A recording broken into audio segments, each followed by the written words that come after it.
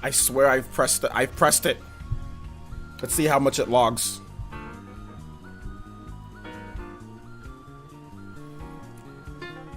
Hey, what's up, peeps? How's everybody doing today? We got a little bit earlier stream than usual. State of Play. State of Play going down today. Should be fun. Sorry, guys. I had to, I've been busy, freaking super busy this morning. I didn't really get a chance to eat, so I'm eating right now. Like I said, I don't really like eating on camera, but whatever. But we do have a State of Play today, guys, so it should be pretty fun. Right after the State of Play, we are gonna have a OJ Live. So we're just gonna transition right into all the topics for OJ Live, so it should be fun. Should be really fun today.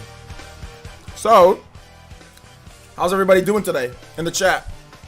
The show starts at the top of the hour, or you can see it's kind of hard to see, I guess. But 4 p.m. Eastern time. So we'll be going over to the YouTube channel, the State of Play YouTube channel, or PlayStation YouTube channel. I forgot to set a reminder though, so let's just make sure that we okay, yeah, here we go, Premiere.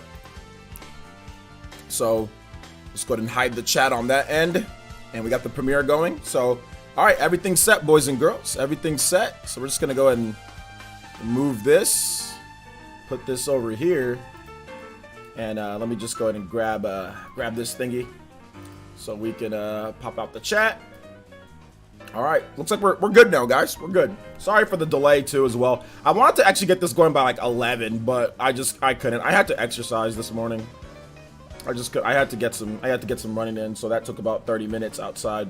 And then I destroyed a hornet's nest too. I destroyed a hornet's nest outside my house, which that nest was bugging me because I didn't know if it was like an active hornet's nest or old. But then I just saw a bunch of them go there. I was like, oh snap, I gotta spray them. So there was that I did this morning too. Hornets are no fun. Anybody who's dealt with hornet nests, you know they're no fun. They are a-holes, and they remember your face too. So like if you let them go, they'll literally come after you. Hornets are horrible species. So yeah, don't let them go. Don't let them look you in the eye, because if they see you, they'll remember you, and they'll literally come after you. So you got to take care of all of them before you give them the opportunity.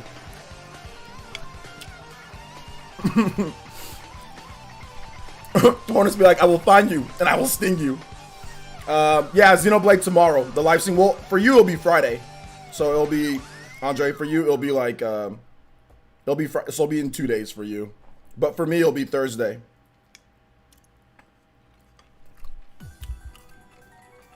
If hornets went extinct, I think it would jack up the ecosystem though, right? Because there are certain species that eat hornets, right? Does anybody eat them?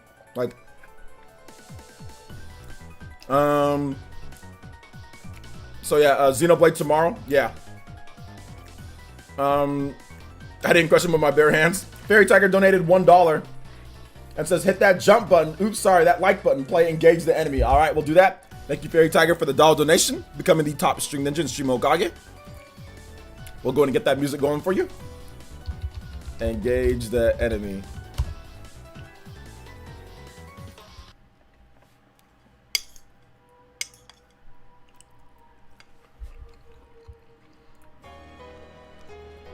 If you have a hornet's nest outside of your patio, you should knock it down, or you should go buy spray and get rid of it immediately.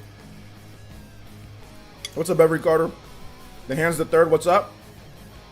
Yeah, as soon as I can get my hands on the game, Andre, I'll be downloading it via the eShop.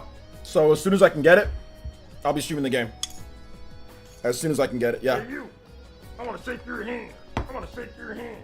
Bryson Warden with the $2 and says, let me see what you say. Sorry guys, I didn't have my my Streamlabs stuff out here. All right. Bryson says, sorry guys. I gotta admit, there's chat on the PlayStation page. Let's see how this goes. Can we get some Parappa music while we wait? Absolutely. Thank you for the $2. I appreciate that, Brian. Or Bryson. We'll get that going. I'll update top streamers and all that after the state of play. So, because we'll be here after the state of play. It shouldn't last more than like 20 minutes. So we're gonna go right into OJ Live. So I'll update all that then. Oh, let me get my Twitch chat too. Twitch chat boys, where you at?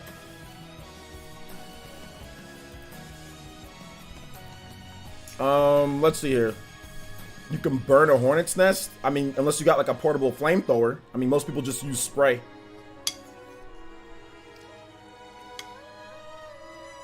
What am I eating? I'm eating some brown rice, chicken, or no, just brown rice, avocado, carne asada. Just brown rice, avocado, carne asada, just mixed up into a little bowl. Nothing crazy, but it's a good post-workout, you know. Protein, nutrients, all that good stuff. Make you feel like you have energy throughout the rest of the day. Because I don't eat very much. I only eat 2 meals a day. Hey, fellas, put your dollars Big Milo in the with the $3 holler says, can you play the new Future Connected song? I really don't know the name. By the way, you still didn't DM me. The DM's coming. It's going to be a group DM, Big Milo. And that'll get you, like I said, because I'm doing a Viking Nation roundtable. So you're going to be in a group DM. It'll probably happen this weekend. But sorry if you're expecting it sooner, my bet, my dude Milo, but it's coming. Do you use pre-workout or creatine? No, I don't use any creatine or pre-workout or anything like that. Just because, the reason why I don't is because I'm too lazy to take all that stuff, and I don't really lift heavy weight. So if you're not lifting heavy weight, you're not trying to get like mass bulk. There's no need to take like pre-workouts and creatine and all that stuff. If you're just doing, you know, me, I just do normal light workouts. I already did heavy lifting my whole life, so there's no need for me to be, you know, super heavy lifting anymore. I got my muscles. They're not going away unless I absolutely do nothing for years. Hey, what's up, party man? Welcome. Hair ointment? Yeah, Rogaine every day, twice a day. And then like natural, like the Shea Moisturizer, natural curling cocoa butter, like natural curling stuff to make sure your hair's strong, you know. So yeah. Hey, what's up, Ranavir? Twitch gang in the house. Let me get this next music here. Next up is Parappa.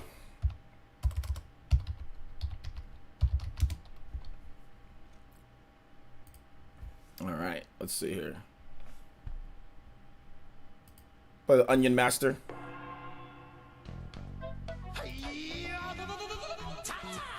I'll try to read my message. Spam this OJ to help state of play.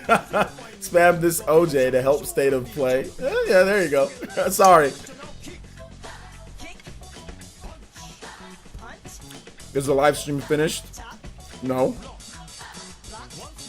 It's starting at in 30 minutes at the top of the hour, sir. You forgot it was happening? That's why I'm here. Do I like Mexican food? Mexican food's alright. The area that I live is like super Hispanic, so it's almost impossible not to eat like Mexican food or Hispanic inspired food.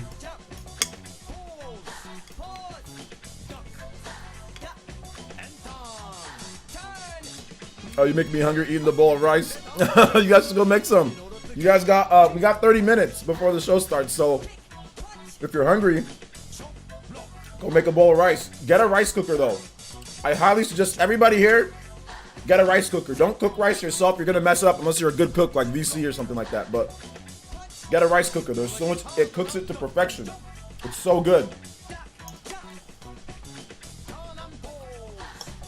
Did I play the Last of Us one? I did. You didn't know what was happening until you saw the live stream. Hey, that's why I'm here though, boys. Chicken sandwich.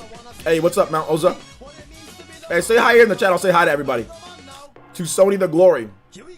The Last of Us 2 will be the game of the generation. Haters can keep crying. All right, to Sony the Glory. Sounds good. Hopefully you enjoy it. Dior says, hey, OJ, hey. My mom makes amazing. Yeah, my mom makes amazing rice too. Like, I'll take my mom's rice over rice cooker rice, but that's because there's tender love and care put into it. I don't live with my mom anymore though.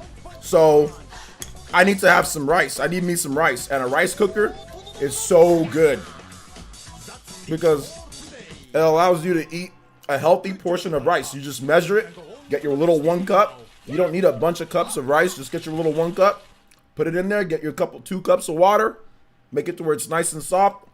15 minutes later, bam, perfect rice, dude. All right, next up is Future Connected.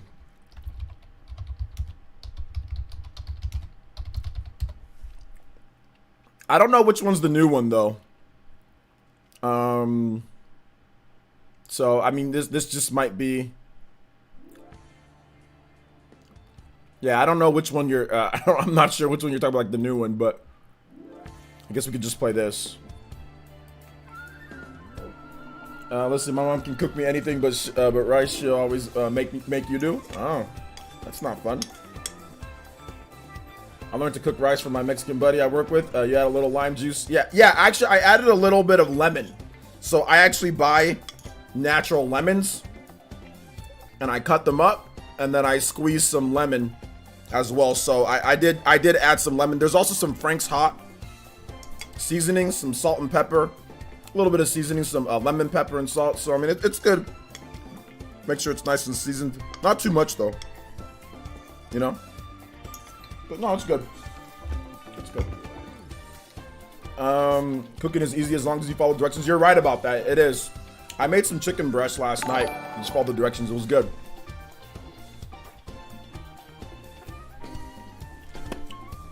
So yeah, it's good. Just go buy some. What you guys need to do is just go buy some.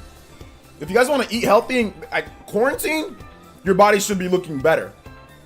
Your body shouldn't be looking worse. Your body should be looking better in quarantine, in my opinion. Even though you can't go out to the gym, you got more time. That's what I've noticed. I've actually eaten better.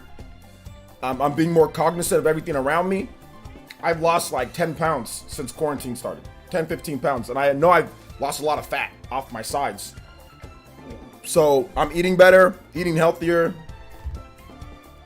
I'm lazy though. Like I don't like to drive to the gym. So since I don't like to drive to the gym, I just started doing home workouts, and I noticed that whenever I would do home workouts, I'm more like I'm like, okay, heck yeah, I can just go outside and do a workout. You know, I go outside in my backyard. And so if you have a house and you have a backyard, just go out to the backyard. You don't gotta drive. You don't gotta worry about the gym. You don't gotta pay. It's free. You know, for the most part. I mean, obviously you're paying for your house, but if you've got a backyard, there's no excuse not to go get some exercise in if you've got a backyard. Or if you got I mean, you don't even like, if you've got some space in your room, you don't really need much to work out. So combine that with some healthy eating, getting like lean chicken, getting brown rice, you know, right portion sizes. And then stop spending money on candy, stop spending money on dude, you guys want to know how much money I've saved on candy? I was looking through my bank, my checking on banks. I used to spend about $70 to $80 on candy every month or so. 70 to 80 bucks on just various like sugary type of stuff, sugary cereal, candy, like sugary stuff. I haven't been buying any of that. Saving $70, $80 a month, not buying sugary candy, like honey roasted peanuts, stuff like that you just don't need.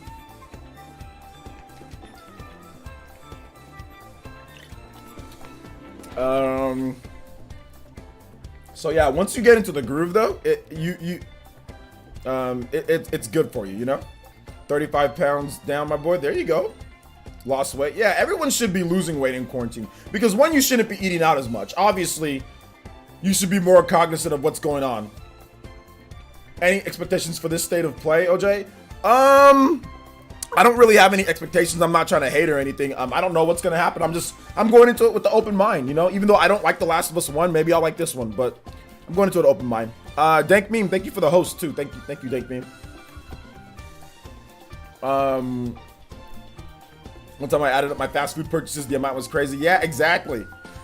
Me too. Like if I counted like fast food, like Popeyes and all that crap, dude, it's way more. Now all I really do is like probably about like once or twice a month I'll have Wingstop. You know, once or twice a month I'll get some Wingstop. but that's only like 20 bucks, you know? I kind of gained weight staying over my girlfriend's via quarantine almost 2 months. I've walked 2 to 3 miles a day, back changing the eating habits. Yeah, changing habits. Yo, enough. Hey, David T, chill, bro, chill. If Last of Us 2 is garbage, then you shouldn't be here. Hasn't premiered yet? I thought it came out already. No, it's at the top of the hour. It's at the top of the hour. So it's starting up at 4 p.m. Eastern time, 1 p.m. Pacific time. Any food to eat first for a beginner trying to lose weight? Yeah, absolutely. Lean meats. Like, you shouldn't be in my opinion, you shouldn't be eating burgers. Burgers are too thick. Unless you're George Foreman grill, and you squeeze out all the fat and it's thin. And it's like the 90%, meat compared to fat. But you should be using a George Foreman grill. But if not, carne asada is really lean.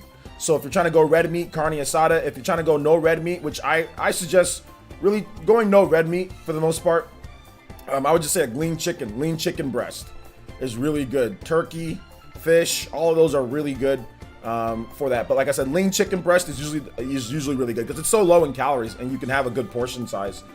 So lean chicken breast, you can get the ones that are already cooked. The already cooked lean chicken breast in the frozen aisle. Those are fine. Get a scoop of rice, get a rice cooker, scoop of rice, have yourself some lean chicken and rice right there. Or get some vegetables. If you want to go a little bit less on the carbs, get some vegetables, some mixed vegetables from the store. Make sure you get good seasonings. Get the 0-calorie seasonings. Because that's what's going to help you feel like you're fulfilled and it tastes good. Like if you don't get the seasonings and it tastes like trash, you're going to be like, oh man, this is disgusting. But vegetables and brown rice, it tastes good if you season it correctly, right? Lean chicken tastes good if you season it correctly. So go get some Frank's Red Hot 0-calorie seasoning, get some salt and pepper, get some lime and lemon, and just make sure that you season your stuff good and all that. And like I said, it doesn't take very long to make. You can make a lean chicken breast, a bowl of rice. You can make that in 15-20 minutes. It doesn't take long at all. So that's my suggestion. And vegetables as well. So lean chicken breast and vegetables.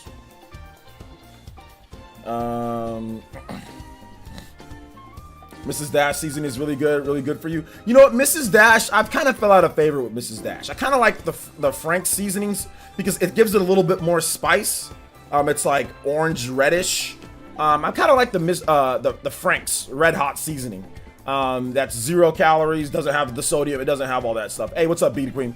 But Mrs. Dash is cool. I like Mrs. Dash as well, but I like to go with the salt and pepper, the table salt and pepper, and the Frank's red seasoning more so than Mrs. Dash. But Mrs. Dash is all right. Like the garlic blend or the table blend. They're all I have them, but I don't know. I kind of go with the other ones, but yeah.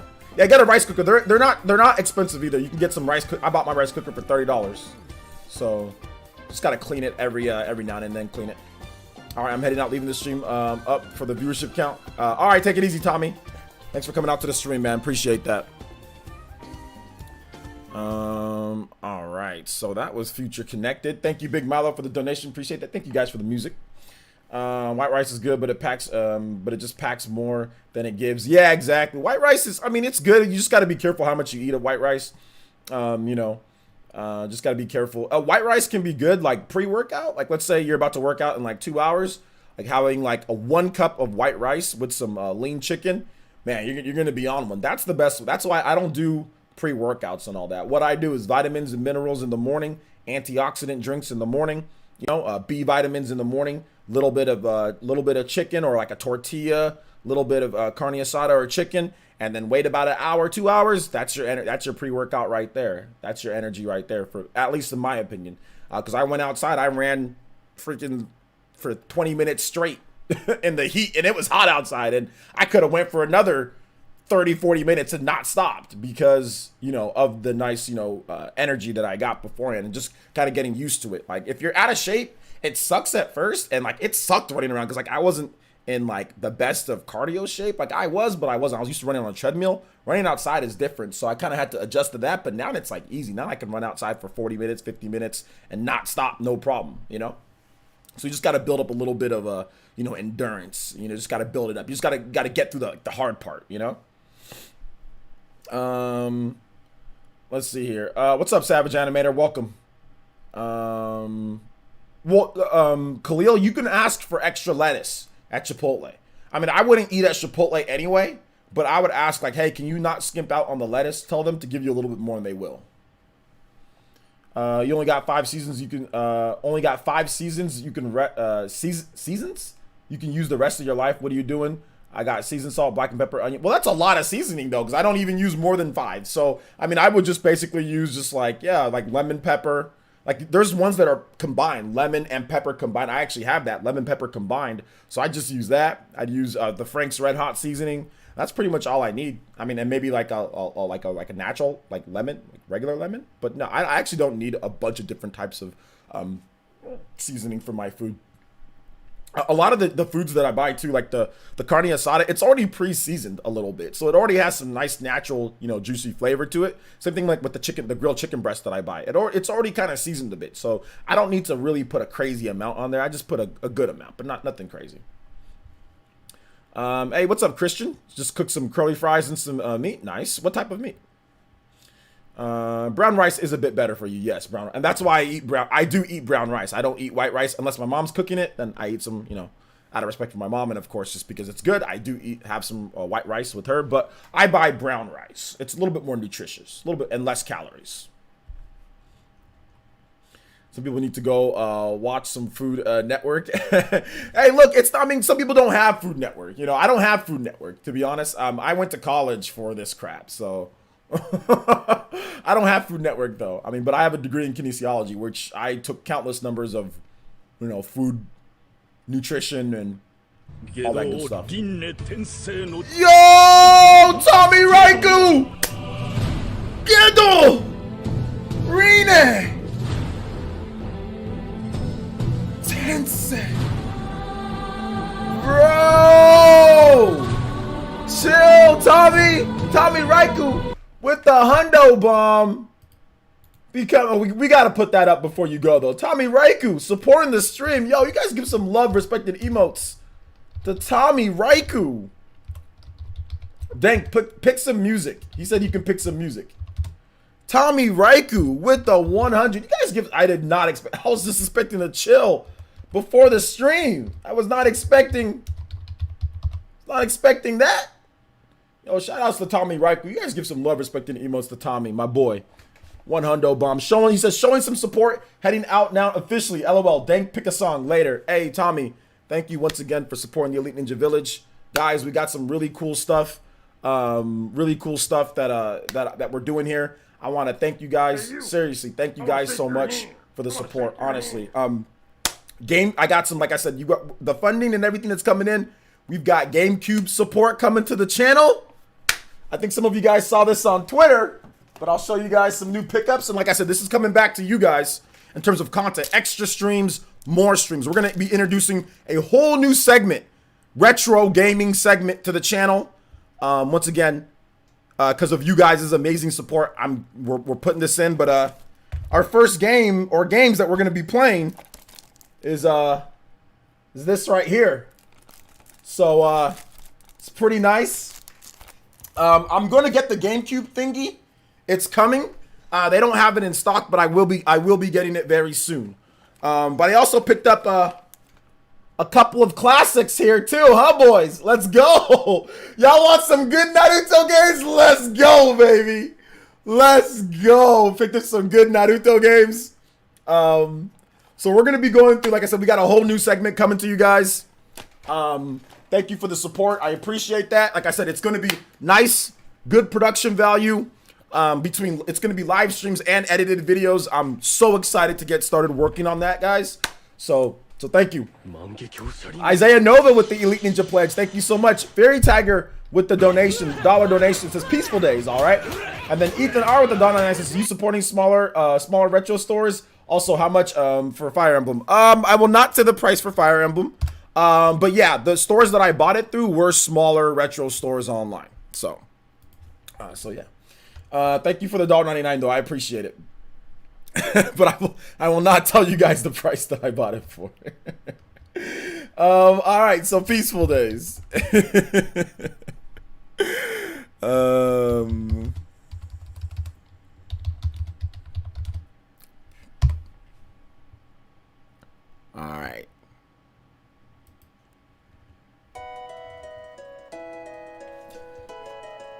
Ronald Lucas had a really funny comment earlier that I missed. I wanted to read it. And he said, black people don't get recipes from Food Network, they get it from grandma. That's true. That's true.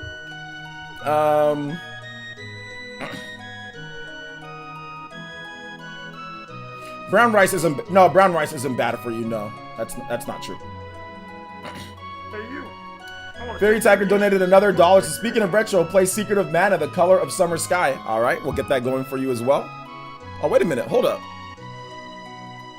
Hold up. Sorry about that, Fairy Tiger. I gotta do something real quick.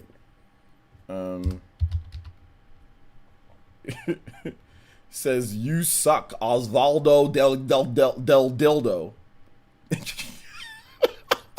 All right, thanks, Osvaldo del Dildo. Hopefully you have a nice day.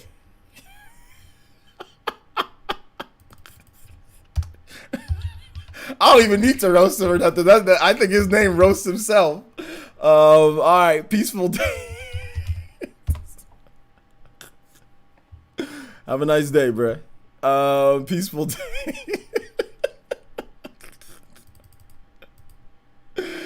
Oh my gosh.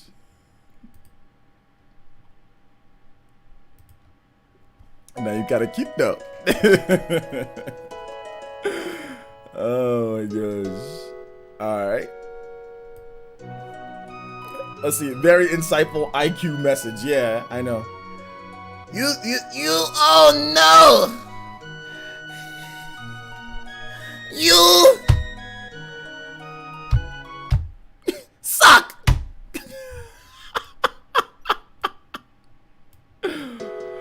Oh my gosh, hold on, let me fast forward it to where we were. Get noodle arm, freaking noodle arm nerd.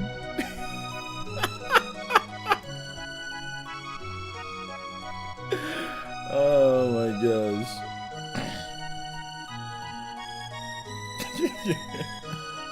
I don't know if that's his real name. Dude just probably can't spell. Some of these nerds think that they're slick and then they realize, oh, oops. Some of these people are legit just stupid. I mean, I don't think that's even maybe his real name. That's just, my man just can't spell or just so dumb. Let's see, listening to the, while playing the MMO. Hey, it's all good, Shadow King. Shout outs though, good to see you guys here. Oh, I love the fanboy noodle arm voice, crack me up every time. Hey, what's up, Mr. Marvel? Hey, glad you're feeling better, man. Mr. Marvel, glad you're feeling better. Good to see you here and in good spirits. When you pop off on trolls, you be hangry, eat more often. What? Nah, to be honest, when I pop off on trolls, it just depends on the severity of the troll. It really does depend on the severity of the troll. Like that guy Chris Salinas or whatever his name is, or Sal Stupido, El Stupido Salino. Like that dude's like a stalker. He went to my post on Twitter, so he got banned here. He got roasted and banned here, and then he goes to my post on Twitter. Like these, like if it's like a stalk, and like he's been calling me names and has been disrespecting me for like the past half year, and I've just been ignoring him in the chat section. Like I've just been like whatever, you know, like in like my videos and my live streams. He's been disrespecting me for a while now. It was like at that point it was like, okay, now you're like, it's going beyond just trolling, you know. You're a person trying to disrespect me and like what I'm doing here. Like you got no respect, and like if that's gonna be the case, I'm gonna roast the hell out of you, and I'm gonna block you from my social medias. Like you have no business being here, you know. So yeah. So I'm good on that. So that's why we roasted the hell out of him yesterday, because he deserved it. And the thing about it is, like, what I'm saying about him is true. That's what makes him upset. He can say whatever he wants about me, but the thing about him is that's what I said was true. Nobody that has any legit real life sense or is in a good position in their life becomes a troll, becomes crying, complaining, and calling people names all day. Unless you're a content creator and you're doing that to make your money, like your Keem or your Keemstar or something like that, or you're in that range, then okay, whatever, you're doing what you need to do, right? But if you're just a blank avatar constantly crying and complaining all day, we all know what's going down in your life. There's no way you're successful. There's no way that you're doing anything of value, because you're wasting your time. People that are successful, people that are here, that are supporting or whatever the case is, they're here because they want to. it's positive for their health. It's entertainment. You know what I'm saying? But people here that are crying about somebody all the time and negative. No, your life obviously isn't great. We all know what's going down. You're not spending your time wisely. You're a waste. You're a waste of time and space. So we had to roast him. We had to give him some harsh love, and maybe he comes around. We had to do it. The Color of Summer Sky. We had to do it. I could have just ignored him and banned him from the channel, but we had to send a message, man. All right, thank you so much for the donation. Appreciate that. Also, Amiibo fan donated too. Says play Thrashard in the cave from Castlevania. Okay, we'll definitely do that. The state of play does start in about 10 minutes, though. All right. Oh yeah, I forgot to tell you I have a Beautiful Joe coming in the mail. Ooh, how much did you spend on Beautiful Joe, party man? Looks like I missed something yesterday. Yeah, watch yesterday's stream. But thank you, Amiibo fan, for the $2. Hey, what's up, Chuba? Welcome to the stream, man. How you doing? The show is starting at the top of the hour, boys and girls. Top of the hour.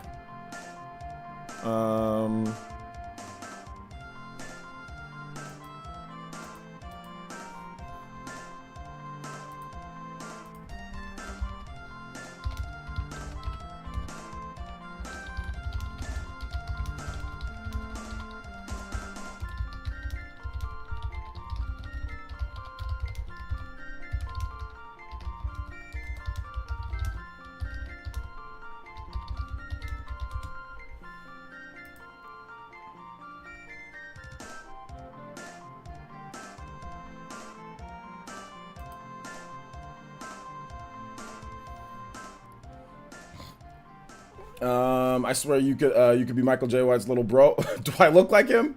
That's a compliment, I guess. All right, next music up is Thrashard, Castlevania.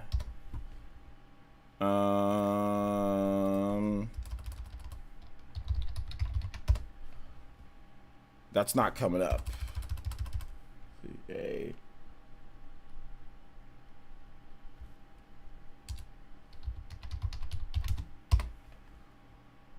Okay, here we go.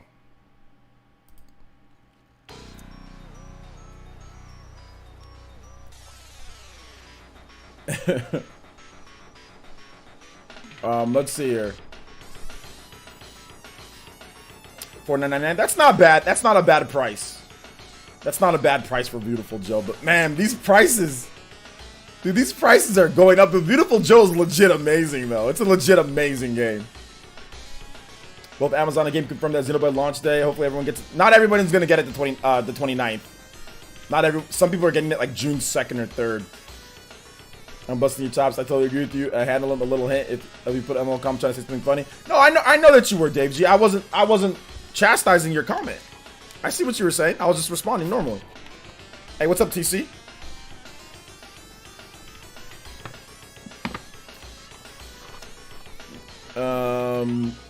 Yeah, you got to really do some searching. But usually the best place to find the best retro prices are eBay. eBay is gonna give you the best retro prices because you're gonna be able to compare. You're gonna see where it's gonna be trending. You can see where it's trending, what people are selling it at. Unless you're going, you know, like swap meet, you know. But swap meets, once they open up again, some of them are oblivious to the prices of these games. So I kind of kicked myself that I wasn't buying some of these other games earlier. Nothing to see here. Thank you for the subscription. Appreciate that. Welcome to the Elite Ninja Village. So yeah, man. Yeah, these GameCube prices are insane. LO, you definitely have to do your research. Yeah, eBay helps you out because it can tell you what it's trending at. You can see the general price of the game, so you know what's going down. And most of the time, you just got to be careful of like no disc. You know, like people be doing that. Like just sell the box. You know, and you got to just be careful about that. But outside of that, you know, everything's good. My only problem with eBay is sometimes you see a really good price and it's fake. Not from verified sellers. Make sure that you have verified sellers. If you see that they have a good rating, you know, and people buy from them a lot, then you know that they're gonna be legit. You know.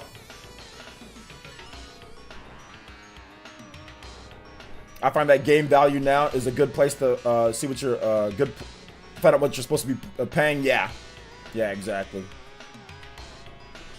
Not only that, but eBay gives you price protection or seller protection. So if somebody scams you, eBay's got your back. You know what I'm saying? Like, you can easily put in a claim and you can get your money back. So that's another reason why I think eBay is good, because even if you get scammed, you can get your money back. So, which I've done before. There's times where I've gotten scammed, eBay got my back.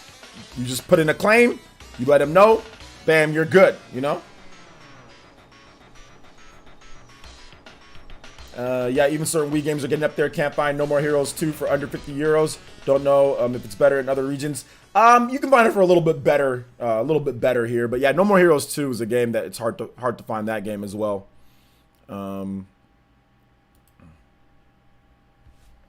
eBay sounding really good. Yeah, eBay's probably the best place, I would say, for retro gaming to buy, because one, you don't got to go anywhere, so they're gonna mail it to you. Two, and you have protection with fraud protection. I mean, another good place would be swap meets, but that was before the whole pandemic. But after, I mean, once swap meets can get back up, I think swap meets are great to buy classic and retro games. You know, great place to buy classic and retro games if you have swap meets in your area.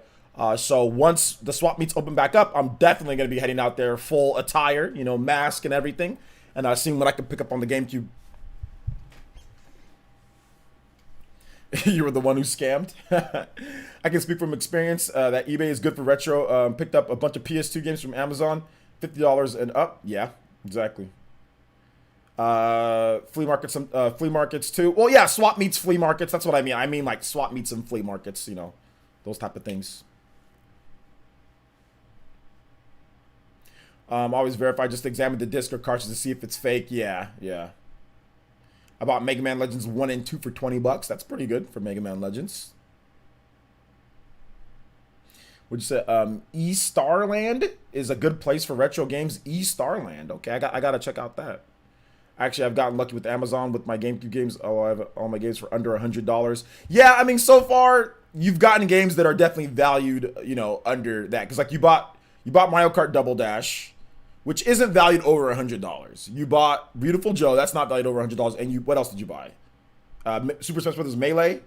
So you're buying games that necessarily aren't valued. I mean, like, now if you want to go a bit high, usually it's the RPGs. Like if you're looking for something like Fire Emblem, Path of Radiance, or if you're looking for something like, it's the ones that didn't have a lot of print. You know what I'm saying? Like Fire Emblem, Nintendo barely printed any of those. Like they had enough at launch for the demand, but they didn't print a lot of them because it was a late GameCube game. It was very late, and they were already kind of moving on to the Switch, and they didn't make more prints because they were already working on, like, they're gonna do Radiant Dawn or whatever, you know. So they didn't make a lot of what wasn't super late GameCube game, but you guys know what I mean, right?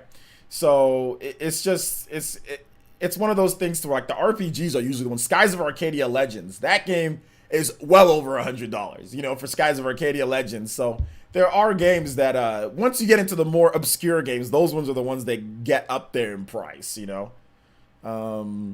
Tales of Symphonia actually isn't too bad on the GameCube. You know why? There was a lot of print of that game because it was a player's choice. It sold over 1 million on the GameCube. So that one you can find for somewhat decent prices.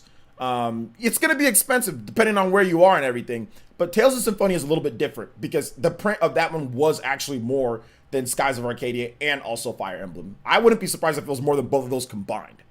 So yeah. All right, take it easy, Patrick Courtney. Thanks for coming out to the stream. All right, let's go ahead and let's move over to the live reaction here, guys, because it is about to start up. So, of course, it'll be full bordered once we actually get going. So don't worry about, you know, the everything that's all right up there. Once they start it, everything will be good.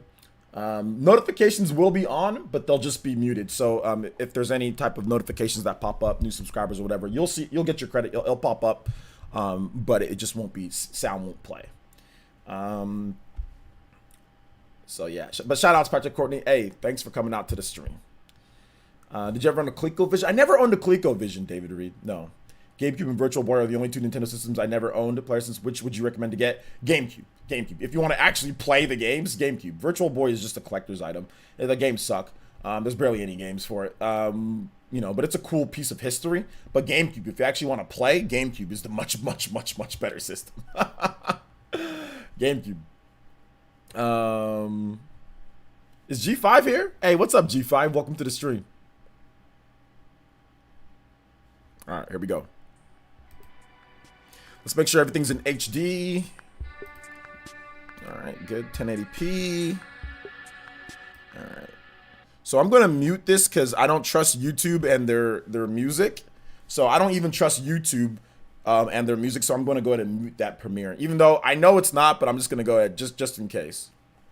You're lucky Destiny FOMO didn't hear to say what you have with the Virtual Boy. Destiny doesn't even have a compelling argument with the Virtual Boy. And look, Joey has already exposed Destiny for the type of girl she is. So I don't really need, I mean, look, I don't even have to roast her. Joey roasts her every time. So I mean, like her own man be roasting her all the time. So I don't even have to really chip in with this. He be roasting her all the time. Joey's savage. So I just we can just let Joey do the talking. My man, Elite Ninja Joey be roasting her all the time. So it's all good.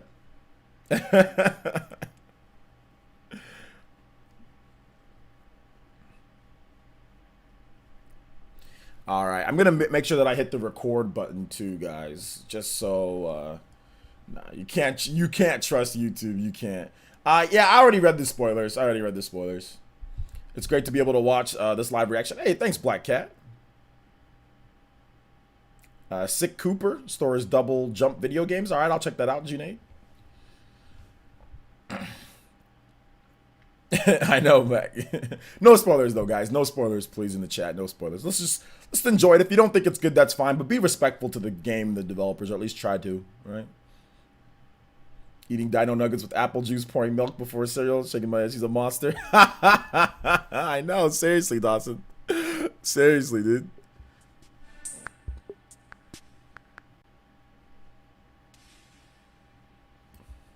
All right, let me go ahead. All right, guys. State of play. The Last of Us Part 2. Let's get it popping. Let's see what this game is all about, huh?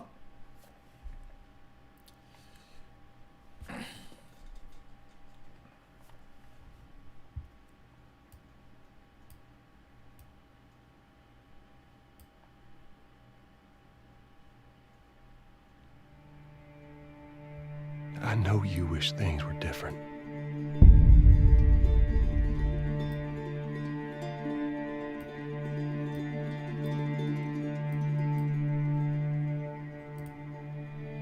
I wish things were different. Ellie! But they ain't.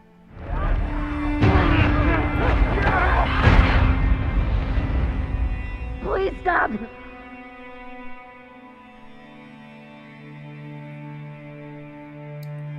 Look, graphically, the game is amazing. I think we can all agree about that.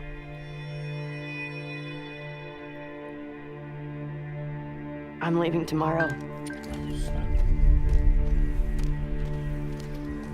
To do this smart, we'd be leaving Jackson vulnerable. Do they just get to get away with this? How'd you find us?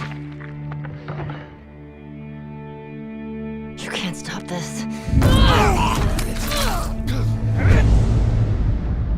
I want what you want. But not at any cost.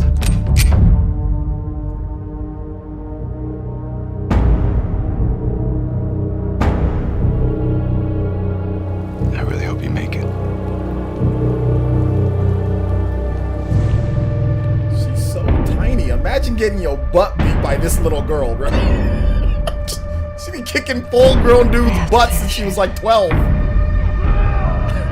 Imagine being killed by her. Cost.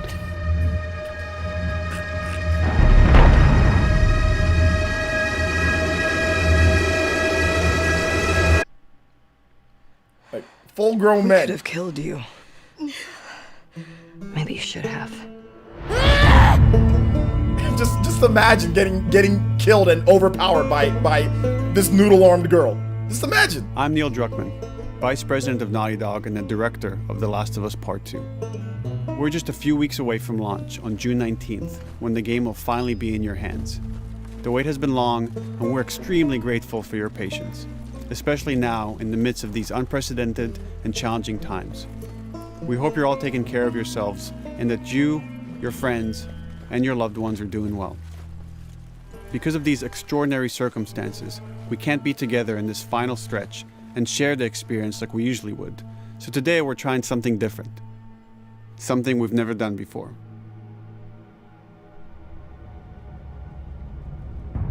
Over the next 20 minutes or so, we're going to give you an in-depth look into what awaits you in The Last of Us Part 2, including new details about the gameplay experience and story. And to cap it all off, we'll be showing a never-before-seen, lengthy gameplay sequence. You'll definitely want to stick around for that. I like that. See how the gameplay looks, boys. I don't know what happened. I was supposed to take her to the Fireflies and walk away. They were actually going to make a cure. The only catch, it would kill her. The Last of Us Part 2 picks up Ellie and Joel's story several years after the events of the first game. Ellie and Joel have settled in Jackson, Wyoming, amongst a thriving community of survivors. With the threats of the world kept outside the town's walls, Jackson has been able to find relative peace and even stability. Ellie is now 19, lives on her own, and has been able to forge lasting relationships within the community. Scale of 1 to 10, how would you rate our kiss from last night? However, this peace is short-lived. Jackson and Ellie suffer a violent and traumatizing event. Ellie sets off back into the treacherous outside world in search of retribution and justice. Her journey will take her to new parts of the country previously unexplored in The Last of Us. The story spans multiple seasons and climates, from the snow-capped mountains of Jackson to the lush Pacific Northwest. Each introduces a wide range of exterior and interior environments for you to navigate and explore, rendered in meticulous detail and unprecedented scale with the latest iteration of the Naughty Dog engine. Our goal was to make these environments not only beautiful, but feel as grounded and authentic to the cities they're based on as possible. Much of the story unfolds in what remains of Seattle, a massive former quarantine zone. Its locales are incredibly diverse, spanning a dense city center with a skyline of towering high-rises to the beautiful suburbs and stormy waterfronts that surround it. The city exhibits drastic shifts in architecture, elevation, and weather. And with Part 2, we've introduced new traversal mechanics that afford greater exploration and ways to navigate threats. Ellie is not only able to climb and jump over gaps, but she can use ropes to scale vertical terrain or swing over obstacles, allowing you to discover new areas, resources, and side narratives. I really like that. That's actually pretty dope. These more open environments also create new strategic considerations in combat, whether it's to get the jump on enemies or bypass them entirely. It should have been like that in the first game. So I'm glad that they added all this. The Last of Us Part 2 features some of the largest environments we've ever created. Horseback riding will allow Ellie to quickly cover some of these expansive terrains. Some streets are so flooded that a boat is required to navigate them. However, the world of The Last of Us is as lush and inviting as it is deadly. As Ellie uncovers the path to finding those who have wronged her, she must face the many threats of this unknown city. In the wake of the pandemic and the fall of the quarantine zone, Seattle has become a war zone, where two warring factions find themselves in an ongoing conflict for territory and resources. One of these groups is the Washington Liberation Front, otherwise known as the WLF.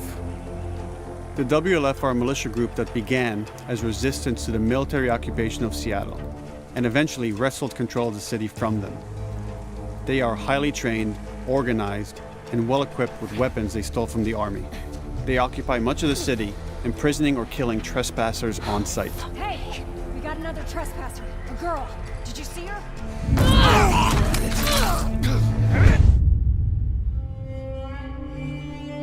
On the other side of this bloody conflict is a group of religious zealots called the Seraphites, or Scars, defined by the self-inflicted deep cuts that they bear across their faces.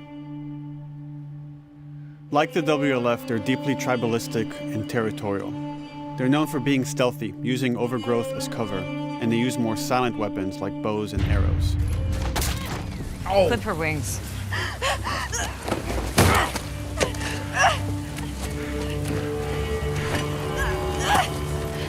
Oh, this scene But again. beyond this conflict among survivors, the threat that originally brought the world to its knees is very much present. Every human is in danger of falling victim to the infected. There are the recently infected runners, who are more numerous and aggressive in this game. The blind but extremely deadly clickers, and the stalkers, who sneak and hide until they're ready to attack, surprising their victims with extreme agility and brutal violence. The Last of Us Part 2 introduces new stages of infected, such as the Shamblers. Large, heavily armored enemies that are covered in pustules. Upon getting close to you, they expel a corrosive spore cloud that burns its victims. Yo, But our yo. most terrifying and lethal new forms of infected will have to wait until you play the game for yourselves. Oh, it's nasty. Overcoming these threats will require careful consideration of how you approach every combat encounter and how you leverage Ellie's unique skills, equipment, and the environment to your advantage. The WLF patrol the streets of Seattle with guard dogs, which are capable of detecting and following you even while in cover. Oh, they got your scent. They can pick up your scent and alert their handlers to your presence. Listen mode will reveal your scent trail, so keep moving and cause distractions to avoid detection. 25 years after the pandemic began, the world is completely overgrown. Use tall grass to hide from enemies and go prone to stay out of sight. However, this form of analog stealth means you're never fully hidden. If enemies get close enough, they can discover you, even in grass. When Ellie is overwhelmed, running away is a viable option. You can also break glass or crawl through tight spaces to find new paths or areas to evade or take on your enemies. In any given combat situation, you can flee an encounter and re-establish stealth to regain the advantage. If you absolutely have to fight your way out, there are a variety of tools at your disposal. Ellie's more agile than most of her enemies. She can sprint and quickly dodge incoming attacks. Learning how opponents attack with different weapons and mastering the timing of your dodges will prevent you from taking damage and create opportunities to counterattack. You can use throwable items or well-placed shots to stun enemies before dealing a killing blow. Rambo girl. Or using them as a shield to protect yourself or buy some time to figure out your next move.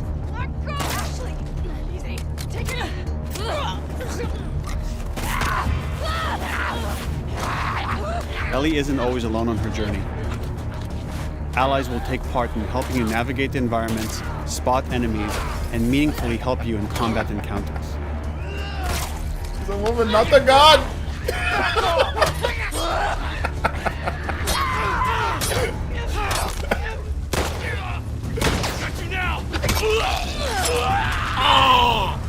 Oh my god. The woman, not the Between the god. human survivors and the roaming infected, there will be times where multiple threats are present, creating new strategic considerations and opportunities. You can choose whether to attack these opponents separately and directly, or find ways to pit them against each other. Flee as they fight, or wait until their numbers have thinned out and engage with whomever's left.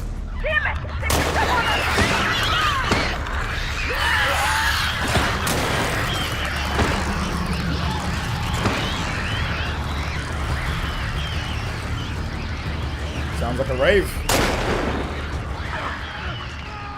Our goal is to create unparalleled tension, coupled with deep systems that give you greater control and influence over your journey.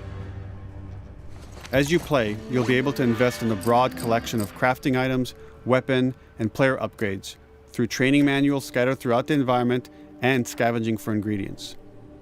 These skills and upgrade manuals cater to a variety of playstyles, and the choices you make will create your own distinct experience. We also wanted to extend that agency and personalization to your weapons through our new workbench system. Hey. Scavenge for parts to modify and improve your weapon's performance and attributes. all of which are visualized and become part of your character.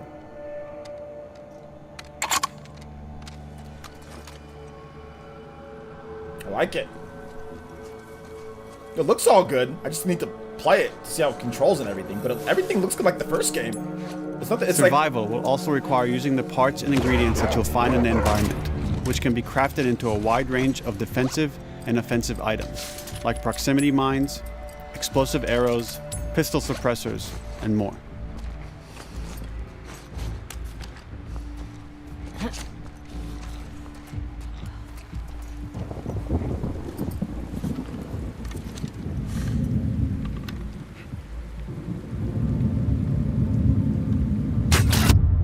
Yo. All of these gameplay systems are meant to immerse you in the world and make you feel in lockstep with Ellie's emotional journey.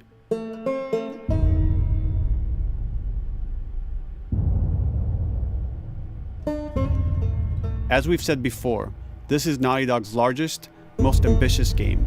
It may seem like we covered a lot, but we've only scratched the surface of what it's like to play The Last of Us Part 2. We can't wait for you to experience it all for yourself on June 19th. Until then, here's an extended sequence of never-before-seen gameplay. All right, let's see this Enjoy. never-before-seen gameplay. Like I said, it all looks great. It looks great. I just got the controls and everything for me are like Last of Us Part 1 is what I didn't like, how it controlled and like just everything. I mean, I know the game's good, like which is I'm willing to give it another try and buy the game. I got the game Last of Us Part 1 with my PS4 for free. I think I'm going to replay that game just so I can maybe just give it another shot. I don't know. I just felt like I was just... Did you find her yet? Shit. But we'll see. We'll see. It looks good, though. It looks good. Can't fault the way that it looks graphically. Isaac's not happy about it. Escape. What the fuck are they talking about? I think they probably should have ended it right there, to be honest. I don't know if we needed this. I think that was enough. I think it looks good enough from what they showed us. But then again, I'm not going to hate on them showing us more, but I think they showed enough game. That was great gameplay. I mean, I don't know. Do we need any more? I don't know if I need to see her swimming in all this, you know? But hey, whatever. It's just extra.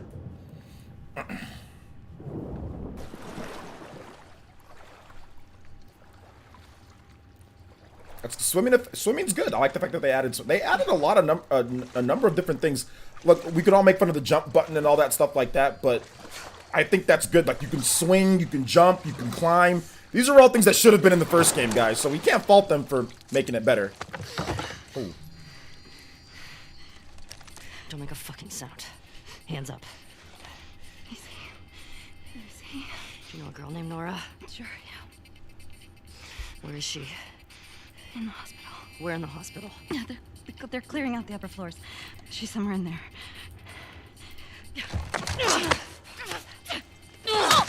Oh. That girl. That was dumb. Oh, that girl's dead, just like the Vita that she was playing. Now they're both dead.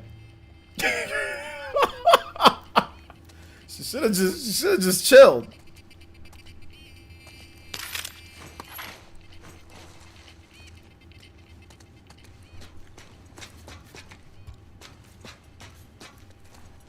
Boat's away. Word is we're almost wrapped up. Good. I got my girl waiting for him for Bob. You shitting me? They put you with Joe again? Upstairs. Hey, we get the job done. I bet you do. Oh, this is not fair. I'm telling you, man. Data soldier. It makes these shifts so much easier. Sure. I'll keep that in mind. Fuck. Sounds like scars are getting closer. Hope that's our guys executing those freaks. Hey, did you hear why we're all getting called up to the fob? I heard that Isaac wants us to retake all of downtown. I heard we might take the fight to them. Oh, no way. Not after what went down last time. Even Isaac isn't that crazy. That's what I heard.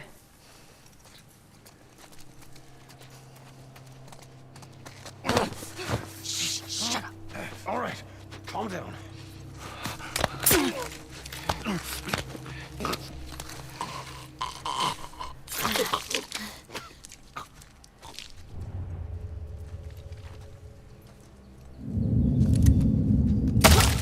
Charlotte! Roger and back! Sticky tape from that way! Here comes Rambo girl. So this is the deadliest girl in the history of 19-year-old women. I mean, heck, she's been doing this for a long time, right? She was doing this when she was like 12 or whatever, right? So this is the strongest, most deadliest woman. Like, Ronda Rousey ain't got nothing on Ellie.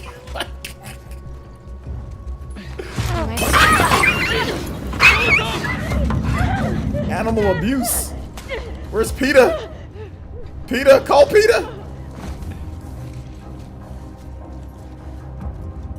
She's a woman, not a god. Everybody knows who. If you know Angry Jonah's review of the Rambo game, that's what an indie gamer was referencing when I kept on saying that. Just look up Angry Joe Rambo review. Just look up that. You'll see what I'm talking about. First game, she was 14. All right, 14 years old. She was doing the same thing, though. I mean, you had grown men getting bodied by this little girl. So it makes sense that now that she's 19, she's even almost twice as good as she was before. Just like that.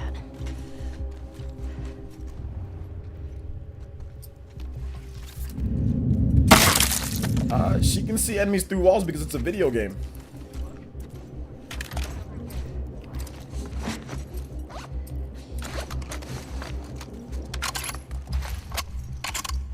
Metal Gear Ellie. I know, this is the best Metal Gear game since Metal Gear Solid 5, dude. Saw movement. I'll go check it out. I got you covered. Holy shit! Shit! Look out! Move! Over here! Drop her now, crook! Asshole! Drop her down or what? Ow! Oh no, my sides! My ab workout didn't work. I found her! What is he just standing there for? Shoot! Oh, like Austin Powers? Like, oh. Right over there! Oh no!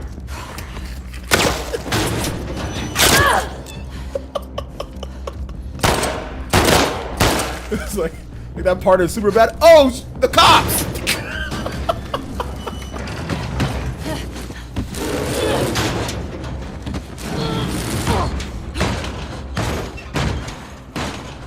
On the harder difficulty, he probably would have shot. Like this is on the normal difficulty probably, like somebody said in the chat. So the harder difficulty, he would have shot. She would have been dead right there. But in this difficulty, nah, they probably just leave it.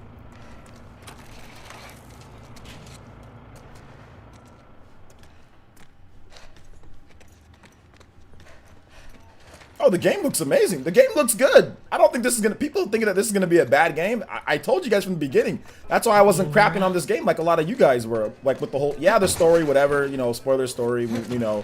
But like in terms of the game, like I don't think this is gonna. I mean, there's definitely a lot worse games out there. And considering the crap that we get, like Anthem, can we be fair to The Last of Us Part 2? I mean, like Anthem's trash. This game is 10 times better than Anthem. And that's a AAA game too, you know, so. You're gonna tell us where she went.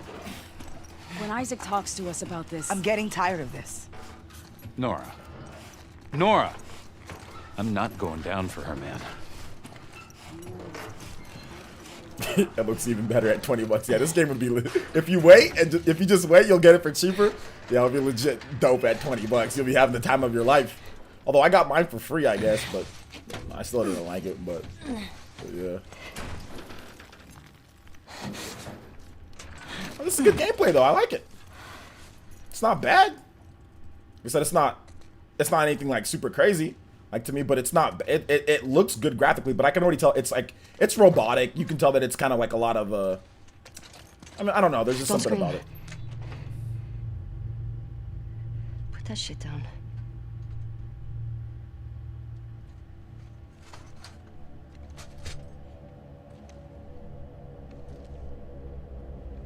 You remember me? Yeah.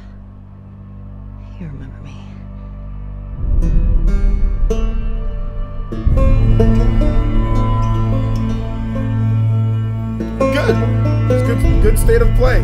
Good state of play. June 19th. I'm down. I'm gonna be getting it. Gonna be streaming it for you guys. So I'm down.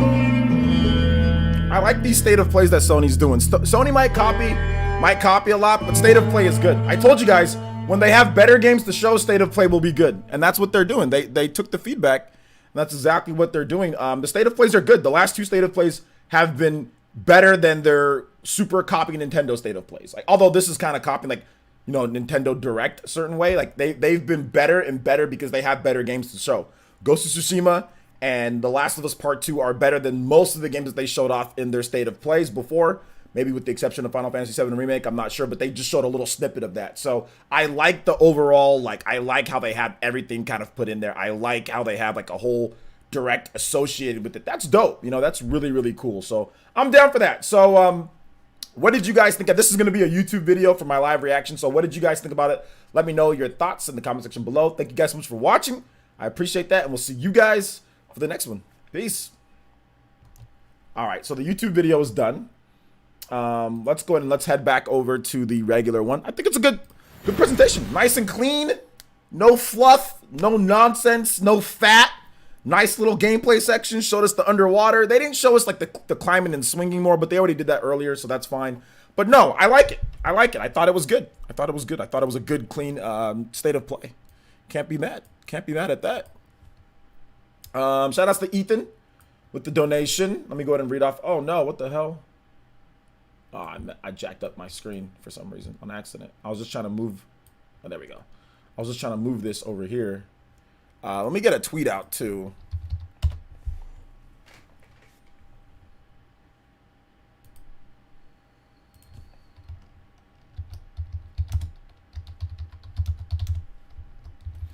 Good state of play.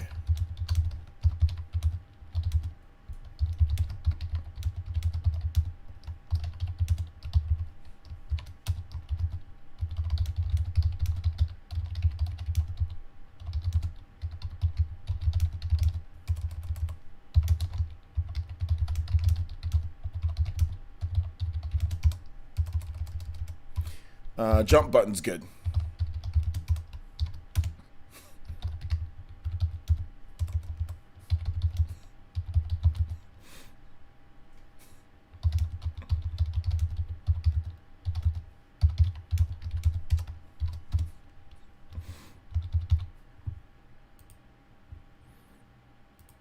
Alright, I'm still streaming, so we're gonna still stream.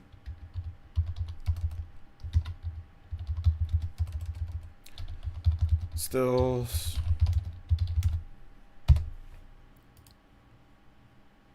All right. So, what did you guys think? Let me know your thoughts in the comment section. I want to hear what you guys have to say here. What'd you guys think about the show, man? Give me your honest opinions. VCL remod you, but I mean, you can't do what you did, bro. Like, come on, man. Like, you can't be doing that. Like, why would you do that? We said multiple times, no spoilers. You heard mods do all that, and then you still spoiled it. You still spoiled it for some people. I don't know why you would do that. You know, like that's there's no need for that as a mod. There's no need for that.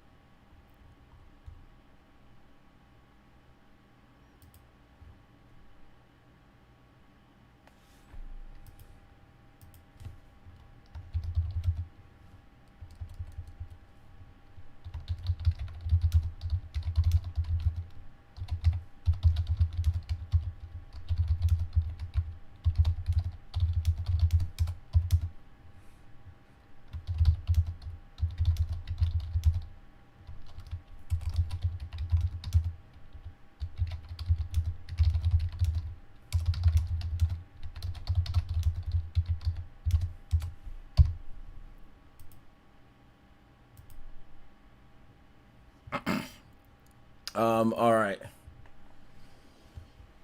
But Ethan with the $2, and he says, one in the chat if you hype, 2 if you're not hype. Okay, y'all let me know. 1 in the chat if you're hyped for The Last of Us, 2 if you're not hyped for it.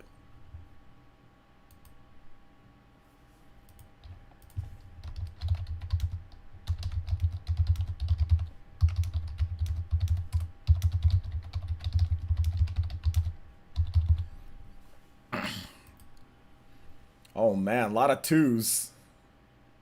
3 for indifferent, so neutral. Dang. Y'all hating. Oh man. Man, y'all hating. 3. We not hating, we love it. Because it's 2 but looks decent. Okay. How about 3? Gonna buy the game when it's 20. Hey, you know what? That's the big move. Hey, that's the big move. Buy the game when it's 20. That's the big brain move. That's the big brain move, man.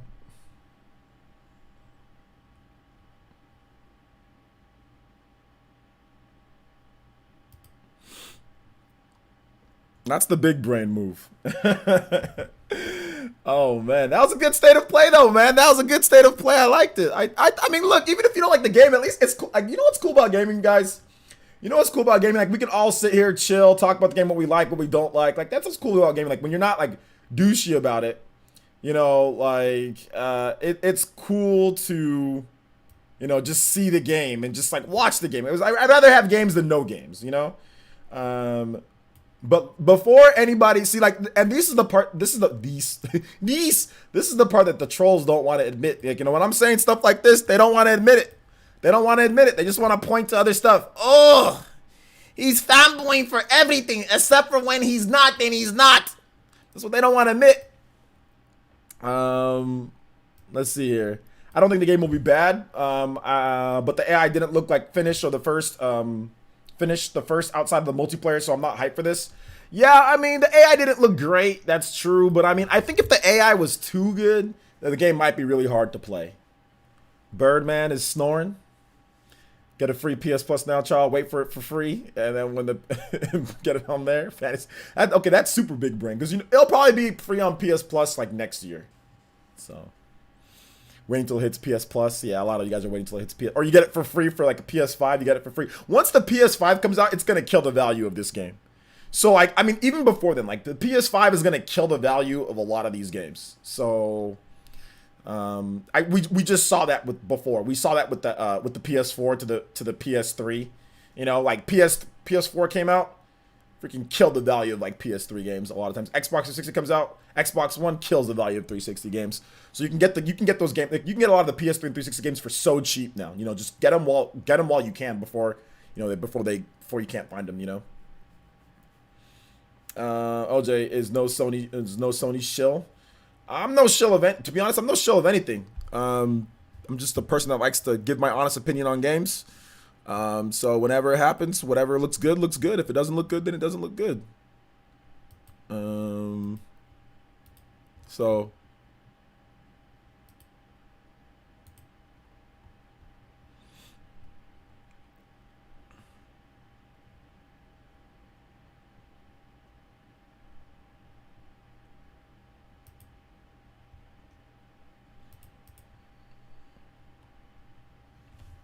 how cheap is the PS3 version of the first game? $5? Yeah, it's like $5, $5 to $10, depending on where you get it. I kind of want to go buy a physical copy myself, though. I kind of want to play the game just on PS3, just to play it on PS3. But then again, every time I think about playing on PS3, I think about my space heater heating up. But then I have this PS3, which this PS3 is a lot cooler. I just don't feel like hooking up. The PS3 is like a pain to capture footage. It's like a super pain. Like, this PS3 is actually really light and quieter. So I have this PS3. It looks cool too. But then I have my fat PS3 as well, my 80 gig. But this one doesn't play PS1 and PS2 games. This is the PS3 Slim. I always buy the first iteration of like the Slims. Although I didn't buy the PS4 Slim. I did skip that one. I just went from PS4 regular to PS4 Pro. So I did do that, which it was whatever. But I usually go with the Slims of systems. I like the Slims. Although I didn't get an Xbox 360 Slim. I didn't get that. What source did you use for Streamlabs to stream the state of... What source did I use for Streamlabs to stream the state of play? What source? Oh, you just capture your second monitor. Or you can just if you want, you could just capture the window. You could just capture the window. But I just captured my second monitor because I have two monitors. One here and one there. Do you have an OG PS3 that plays PS2 games? Yeah, it plays PS1, PS2, and PS3 games, of course.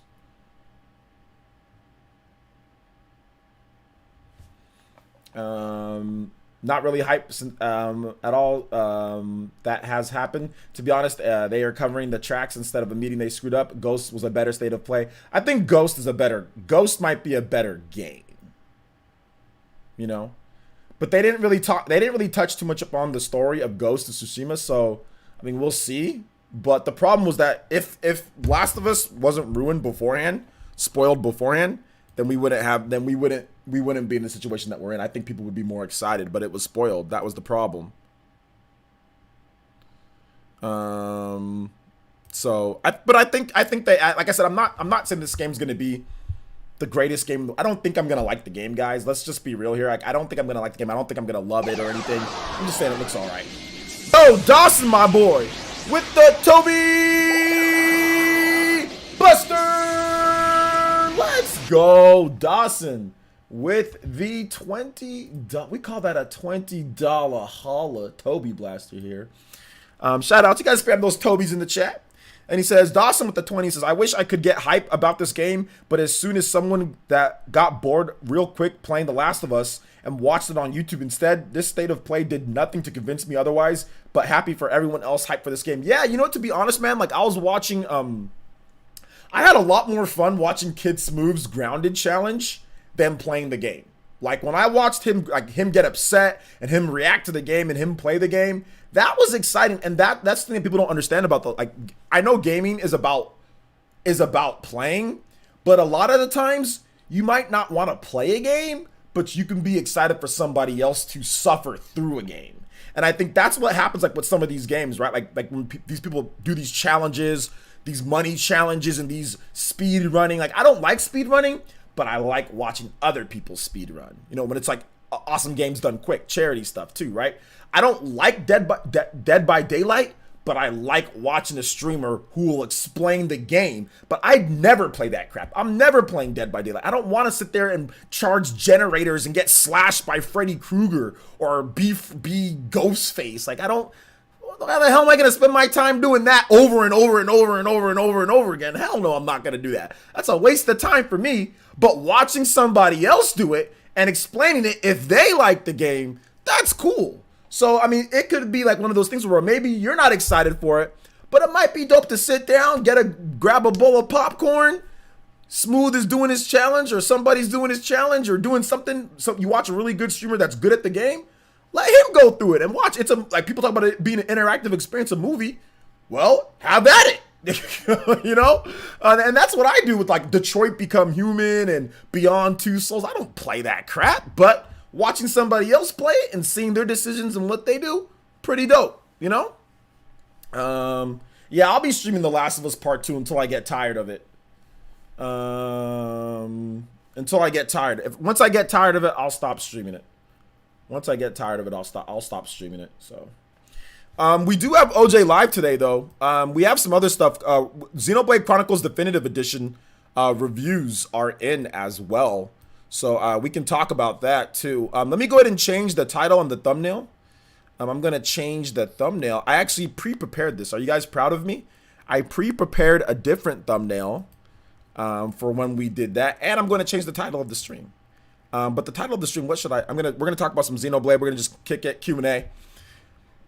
So, yeah, Xenoblade reviews came out pretty good, 89, right around where I expected. I was expecting maybe a little bit higher, but then I also got word that some certain websites were going to be reviewing the game, like PC Magazine and, you know, certain other websites, and I'm like, oh, here we go. You know, when I got word of that, but every single review that reviewer that I knew that had the game, or like from what I heard from, you know, everyone was giving it 100s, giving it 95s. Like if you go on the website, like obviously Metacritic, they're giving it amazing scores. You know, they're all giving it 9s and up. So that's why I thought like, hey, this game has a shot at getting above the original. But and then I saw a couple channels that I knew, like IGN, like, you know, they gave it an 8, and oh my god, IGN's review was hilarious. Like when I watched the video review at first, dude, they mispronounced. They called them not nopons. They called them like napans or napans or something like that. They called them instead of Rhine, they called them rain. Like, they were just, oh man, they were just all over the place. So it was interesting. I think they took down the review. They might have put it back up. I'm not sure. But it was interesting. So, Xenoblade Chronicles reviews. Sony, Last of Us Part 2. Last of Us Part. What the hell? Last of Us Part 2 State of Play. Plus Q&A. Rhymes. Plus Q&A. All right. Sounds good. All right, guys? OJ Live. Sounds good. Sounds good. Sounds nice and clean. Nice and clean title for you guys. Am I still live? Okay, because it's saying invalid response. Okay, I think I'm still live, right, guys? I'm still live. But, let's see here. Let me just change the title straight from YouTube instead of using my restream. So there you go. All right. Okay, good stuff, guys. Good stuff, man. I'm excited for today. Today was good. Today's a good day, man. Xenoblade reviews, Last of Us Part 2, State of Play.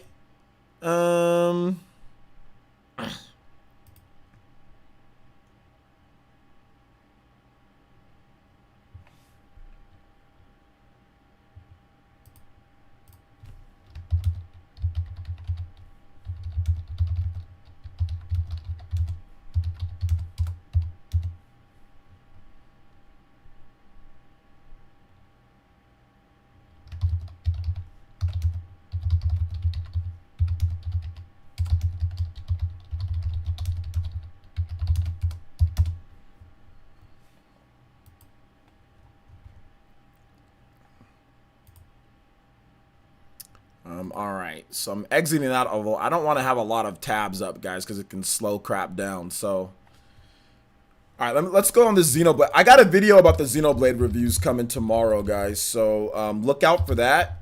I'm sorry that I took a little bit longer time. I'm trying to respond to some people on Twitter too.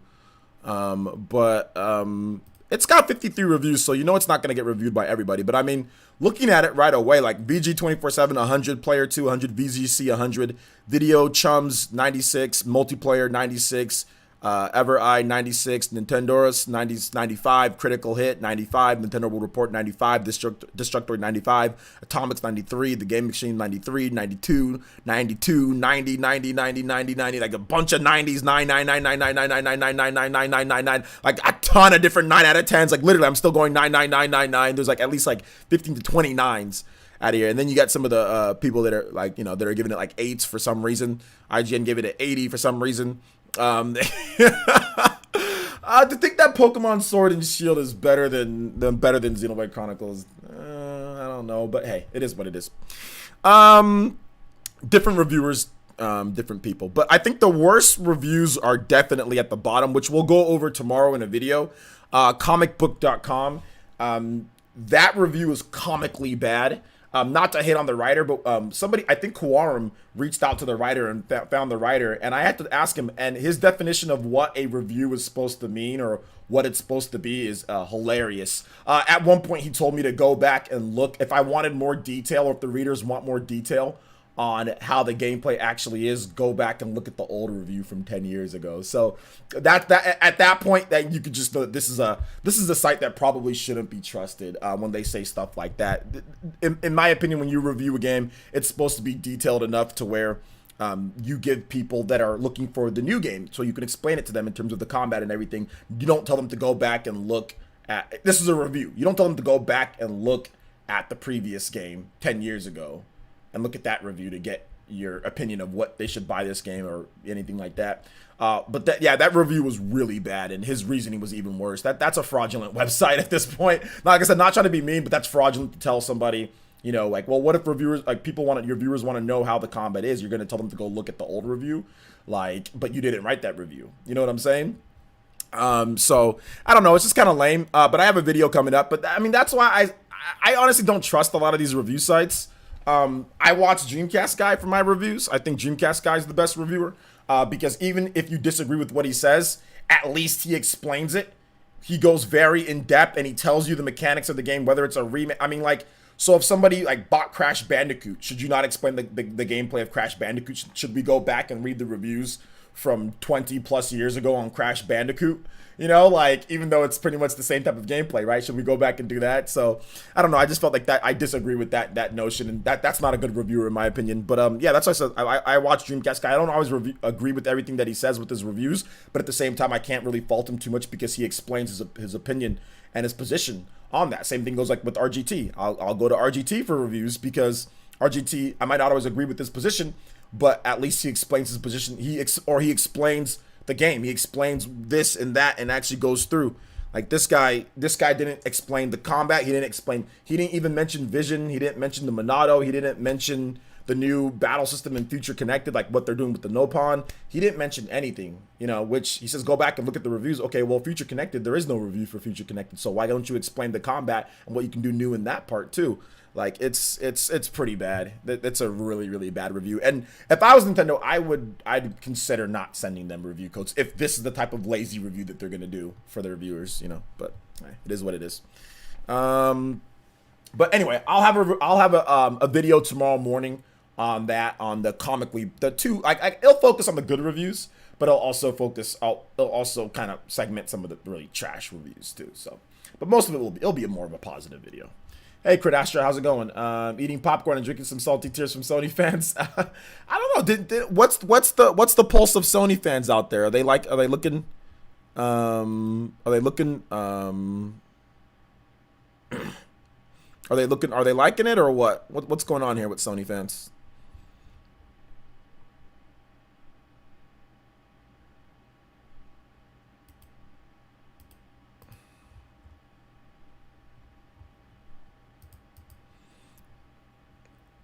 I'm not sure. I'm trying to look at Twitter to see what's going on here.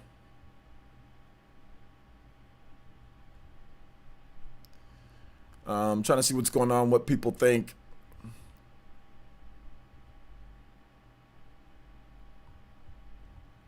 I'm not really seeing too much. Let me see some tweets about The Last of Us. Hey, fellas, put your dollars in your pockets.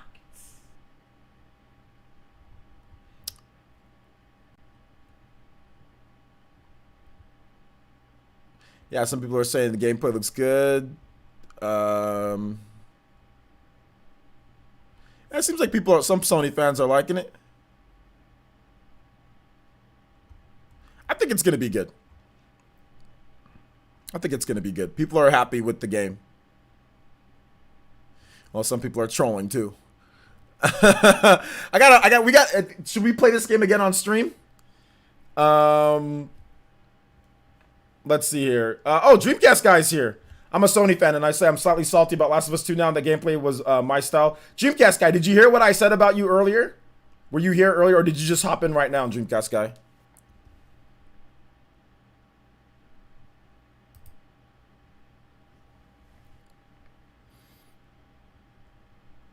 What I miss? I said that we are going over some of the reviews for Xenoblade and stuff, and I said that I don't trust anybody, like a lot of these review sites, I don't trust them anymore. I only trust like Dreamcast Guy, and I only trust RGT, because here's the reason why. Because I read a review, it's not like all of them can't be trusted. Obviously, you can trust who you want to, but my issue is that a lot of people, you cannot not explain detail in the game. Like when I watch your reviews, you explain the detail. Whether I agree or not, that doesn't matter. The point is this. The point is that you explained your positioning very well. We are going over a couple fraud reviews for Xenoblade where the guy didn't even explain the combat. He didn't explain the Monado. He didn't explain vision. He just said the gameplay is boring and that was it. He didn't give any explanation to why that is. So then on Twitter, when I asked him, I was very respectful too. When I asked him, well, you didn't explain anything. Shouldn't you let people know in a review of like, you know, why something is, to give a good information, like an informed decision so people can spend their money on? He told me to go read the review from 10 years ago. You know what I'm saying? If you want that. But like Future Connected didn't exist 10 years ago. So there's still new gameplay options in combat. He didn't explain. He just said the combat's boring. I got tired of it. Okay, well, you got to explain why. You got to explain the different combat mechanics. And that's why I said I don't really take too much into what, you know, some of these reviewers are saying. Obviously reviews for like Metacritic, those matter because people look at those and you want to have a good Metacritic, and that's great. But at the same time, like, I don't, in terms of what I take personally, I just watch your reviews and I watch RGT, because I can't trust a lot of some of these people out here, you know, that can't pronounce the names correctly, that don't explain what they're talking about. Although most of the reviews for Xenoblade were really good though. So I don't want to focus on that one guy's review, but I just kind of find it odd that, you know, that it's okay to not explain the game in a review. Like, legit, dude didn't explain the gameplay. I'm not trying to fanboy or do anything. Dude legit, and I asked him, dude, you didn't explain the gameplay. You didn't talk about it, you know? And he said, oh, well, you can read the review from 10 years ago. It's like, all right. So when I watch Dreamcast guy review or talk about Crash Bandicoot, maybe I should have just, instead of watching his review so we can explain it, we should just go look at the review from 20 years ago. Why should I watch your review of Crash Bandicoot? The game's already done. Just look at the one from 20 years ago. That's all we need. We don't need somebody to explain the gameplay again or talk about it, even though it's been like a decade plus, you know? It's stupid. So yeah, man. Yeah, I love going super deep into the gameplay and details, even if people hate my opinion. At least I understand. At least they understand my opinion. Exactly. That's what I'm saying. Like, when you're reviewing a game, you've got to go in depth and detail. You know, you got to tell, like, even if you miss some things, like let's say you missed an aspect of the game, at least go in depth with the most important thing, which is the gameplay. Like, for example, like I did a review of Legend of Zelda Breath of the Wild, which is why this is why I don't do reviews a lot, because it took me 3 years to do one. But I did a review of Legend of Zelda, and I didn't touch on the story, which I just forgot, to be honest. Which there isn't much of a story to begin with, because there really isn't. Although like the DLC stuff is pretty cool, right? But I didn't touch on that. But at least what I did touch on, I went in depth. At least like I did go in depth, captured my own footage, you know, did all that. It was like, I'm not gonna do reviews that are trash. Like, I'm not gonna sit there and just do a trash review just to do a trash review. I'd just rather not do a review at all. But if I am going to do a review, I'm going to go in depth. Like, I'm going to explain myself and why it's good, not just the combat's good. Like, I'm going to show you guys why. I'm going to show you guys the depth. I'm going to actually explain it if I am going to do a review, you know, but reviews take too much damn time. Reviews take too much. Like, there's no way that you can be a streamer, be a regular content creator, and be a reviewer. Like, there's no way with one person, a one-man team. Now, if you're Game Explain, yeah, you can do that. But if you're a one-man team, you know, then yeah. One man team, you can't do everything. You've got to concentrate on one thing or another, you know.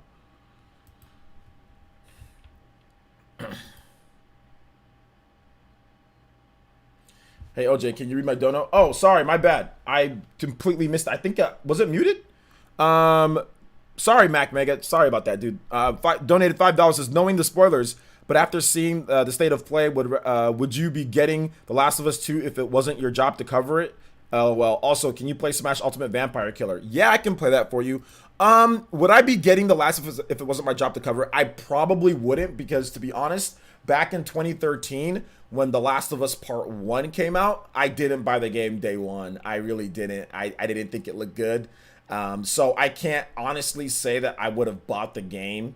Like, let's just say if it wasn't, like, you know, part of my job, which I don't necessarily have to buy The Last of Us, you know, but obviously it'd be good if I did, just so I can give it a shot. And just because I'm curious. But I don't know if I would, to be honest. I don't know if I would. But, you know, if I wasn't reviewing, like, I'd just be, if it was up to me back when I did before, you know what I used to do? I'd just be playing Super Smash Brothers in tournaments. I'd be going to tournaments playing Super Smash Brothers all day. And I'd be just going to work and coming back home, playing with my daughter and playing Super Smash Brothers. That's what I would do. That's kind of what I did in 2015, back when I used to make like I didn't stream. I just made one video every night when I came home from work, or I made like one video, you know, in the morning before I left for work. That's all I did. And then I would just play Smash Brothers. You know, I'd come home, play with my daughter, then she goes to sleep, then I play Smash Brothers all the way till like 2 a.m., then get ready for work in the morning, then leave. You know, that's what I did. You know, I would just come home, play with my daughter, make a video, play Smash Brothers, then, you know, I talk about Splatoon or something for like 10 minutes, and then and then I was done. That's all I did, you know. So that wasn't my full-time job back then, you know. It was just like my side job that I did. But like my what's it called was screwing me over. My MCN or whatever was screwing me over. They were taking like 60 to 70% of my revenue, so I wasn't making anything anyway, you know, because I was getting screwed by them. Smash Ultimate Vampire Killer. Sorry for the delayed. Mac, if you want another music request, let me know. Don't donate again. Just give me another music request since I took so long. Smash Ultimate Vampire Killer. Sounds like a good life. It was a good life, but there was some issues with the person that I was with at the time. It wasn't necessarily great, but it wasn't bad. I got a nice little apartment. My daughter was growing. She was, how old was she then? She was 3, so she was like talking and walking around and forming her own opinions and jumping, and it was great, man. That was a great time back then. Now she's huge. I'm afraid she's gonna be like Ellie, man. She's gonna be destroying people at 4. Now she's gigantic. You guys haven't seen her in a while, but from when the people that were here when she was here, you should see her now, dude. She's so tall. She's very tall, like for her age, very tall. I think she's gonna be, I'm about 5'9". I think she's gonna be taller than me. I think she is. She's very tall for her age. Although girls grow quicker than boys, so girls will be taller than boys at first, and then eventually they end up becoming shorter. Just in general, obviously some girls are really tall, but yeah, man, she's like one of the tallest girls. Like she's like the tallest girl in her class, like every class. So it's crazy. 5'9", not hard to be taller. For a girl, it's most girls aren't taller than 5'9" though. Most girls aren't taller than 5'9". I think the average age for a girl, or the average height for a girl, is I think like 5'4", 5'3", 5'4". So if she's taller than me, that's good for her. Let's see. Can we get some Gal smash? Gal? Yeah, I'll get that going. Yeah, she's 8. Jose short confirmed. I don't know. Do you guys think 5'9" is short? I don't know. I always thought 5'9". Like football wise, I always thought, heck yeah, 5'9" is short. But now that I'm kind of like more out there in the world and kind of seeing things, I don't know. I'm taller than a lot of dudes too, so that I don't know. It's about average. With my shoes on and everything, I'm about, I'm 5'9". Even with that, I'm about 5'9", 5'10". I appear to be 5'9", 5'10", so whatever. Let's see here. If 5'9" is short, then I'm a freaking dwarf. Oh my gosh. Let's see if Sony disabled comments and the like ratios again. Did they? That seems likely. 5'5". Yeah, I mean, that's why I said I don't complain about my height, or I don't even get mad when people like roast my height either. Like Dreamcast guy roast. Like I don't even complain because, bro, my dad is 5'6", my mom is 5'3". Bruh, me and my brother, we lucky because my brother's about 6 foot. He's a little bit under. He's about 5'11", 6 foot. I'm 5'9". We lucky as hell. It could have been worse. So I'll take it. I'll take it. My dad's about 5'6", 5'7". So my mom's 5'3". So I'll take it. Dreamcast guy with the on-spot donation. And he says, here's $5.90 for our 5'9" king. Much love, man. Hey, thanks for coming out to the stream, Dreamcast guy. Thanks for the donation too, man. Hopefully, stay blessed, man. Hopefully you're doing all right, man. Hopefully you're doing all right. I know you can't wait to crack into The Last of Us. Real quick before you go, Dreamcast guy, what's your next review that people can look forward to on the channel? If you don't mind me asking. Height is overrated. I'm 6'4", and most of the time it just makes life harder. They don't make most things for tall people. That's true. You're right about that. You're absolutely right about that. If you're not in the NBA or if you're not like an athlete or something like that, being over 6'1", 2-ish is probably just more annoying than anything else. Valorant for sure. All right, playing the beta, getting into the main game with a lot of practice. All right, sounds good. You guys look forward to Dreamcast guy's review on Valorant. Just look him up on YouTube if you don't know who he is. Dreamcast guy, great channel, good friend of PlayerEssence as well. So also on the Spawncast too. So good stuff, man. Dreamcast guy, thanks for the donation, man. I appreciate you. It's 5'14". In other words, 6'2". Oh, I thought Dreamcast guy was already modded. Oops, my bad. He's not. There you go. How'd I become friends with them? Mutuals. But mainly due to the Spawncast. Dreamcast guy's about 6 foot. So he's a little bit. I think he's a little bit over, like 6 foot 6'1". That's what he said. I'm 5'10", 5'11" on the best day. I'm the best Chuba day with the hair nice and shaggy. Oh my gosh. Hey, Mac Mega, what was the second music you wanted, Mac Mega? So I can play that again. Sorry, I missed your comment. I know I read it, but I missed it. Imagine having to duck through every doorway. That must suck. Yeah, exactly. There's really, unless you're an athlete, there's no point in being 6'6", 6'5", 6'7". It's just annoying. Like, there's this guy that I used to watch on Twitter or on Twitch and stuff. His name is Goofy Wise 6'11". Dude, 6'11", not in the NBA. He's streaming. It's like nothing's made for him. He's always constantly hunched over and like everything. Like all he does is talk about how it's just inconvenient for him. So I mean, like, being super tall, like I said, it's cool, but like there's a limit to it. You know what I'm saying? Like, I wouldn't want to be like 6'5", 6'6". There's no point unless I'm in the NBA. Or unless I'm an athlete of some sorts, then yeah, obviously that height is needed. That's great, you know. But then again, if I was that height, would I have went to the NBA? Maybe, maybe not. I know a lot of dudes that are 6'6" and are not on the NBA. I think there are more guys that are 6'6" and not in the NBA that are 6'6" and in the NBA, right? So there are more tall guys that aren't athletes that are athletes. So even if you were that height, that doesn't guarantee you're gonna be, you know, a professional athlete, you know. So, to me, like, I think like a 6 foot is about good. 6 foot, 6'1", 6'2", 6'3" is kind of pushing it. Things start getting a little bit wonky for you at 6'3" and up. 6'4", 6'5", then yeah, things just aren't made for you at those heights. You know, like certain cars and stuff like that just aren't made for you. So yeah, normally most people think like, you know, 6 foot is about good. 6 foot, 6'1". Let's see. I'm 6'4", 400 pounds. I'll have to import my clothes and shoes size 16 to shoot. Man, you're a big dude. You're a big. That's what we call you, the big man, 10th gen. You're a big man. Smash Ultimate Overworld. Okay, gotcha, Max. Sorry about that, man. Sorry, make you having to retype your stuff. Smash Ultimate SMB2 Overworld. All right, let's see here. Good music.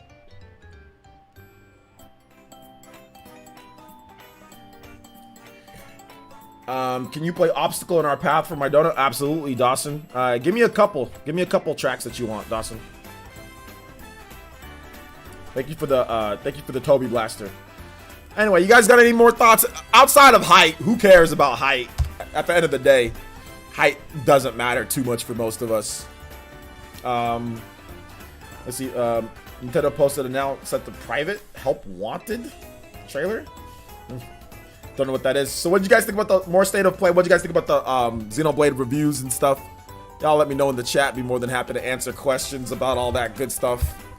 I don't know. I thought the last of Us was cool, man.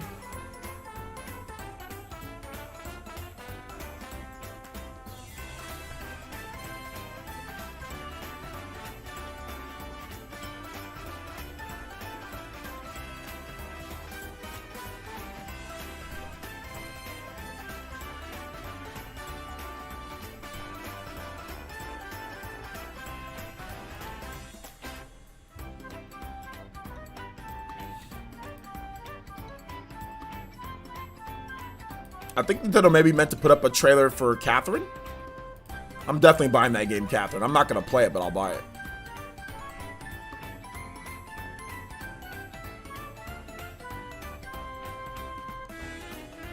Actually, I wish I was a little bit taller. I wish I was a baller. Skilo, wish I was a little bit taller. I wish I was a baller. Yeah. GameSpot 9 out of 10 for what? Xeno? Oh, then you can play Grand Finale from Bowser's Inside Story 3DS version. Yeah, I can play that for you too. Thank you for the Toby Blaster, man. I appreciate your support on the channel. You might have to remind me again, though, Dawson, because we have to play that first song. So I'll try to remember it, but if I don't remember, I'll have to ask you again. Yo, DJ It's been a while since you've been here. What's up, OJ? Did you get the Xenoblade remaster? What do you think about The Last of Us, my brother? Yeah, I'm getting Xenoblade. Obviously, I've been covering it quite a bit, so you haven't been around for a while. But yeah, I'm getting a review code for it. But I'll be buying the game, the definitive work set. And yeah, like I thought The Last of Us looked pretty good. But good to see you here, DJ. How you doing, man? Everything's good, man. Everything's good. I can't complain. Let me tell you something right now. The state of somebody who's happy, if they're wearing a Lemillion shirt, Lemillion, you know what I'm saying? If anybody wears a Lemillion shirt, you already know that they're having a good time, that they're happy. There's nobody that I know of that would wear a Lemillion shirt and isn't somewhat happy, you know? So I'm doing good. Everything's good. Otherwise, I would not be wearing this shirt.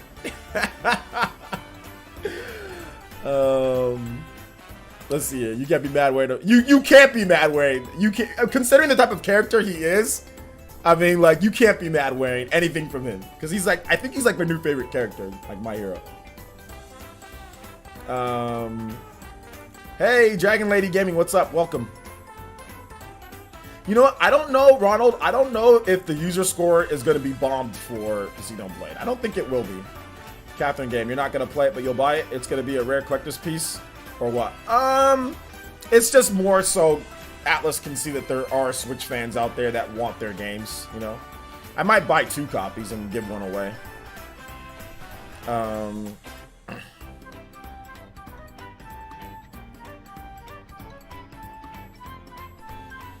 Let's see here.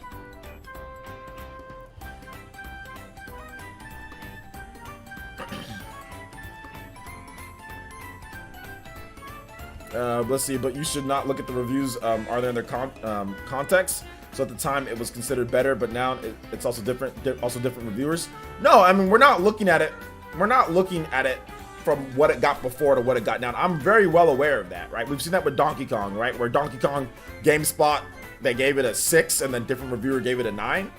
I'm looking at it in a sense of I read the reviews. And the comic book review is laughably bad. He doesn't explain the combat. It has nothing to do with time or when it came out or whatever the case is, you know?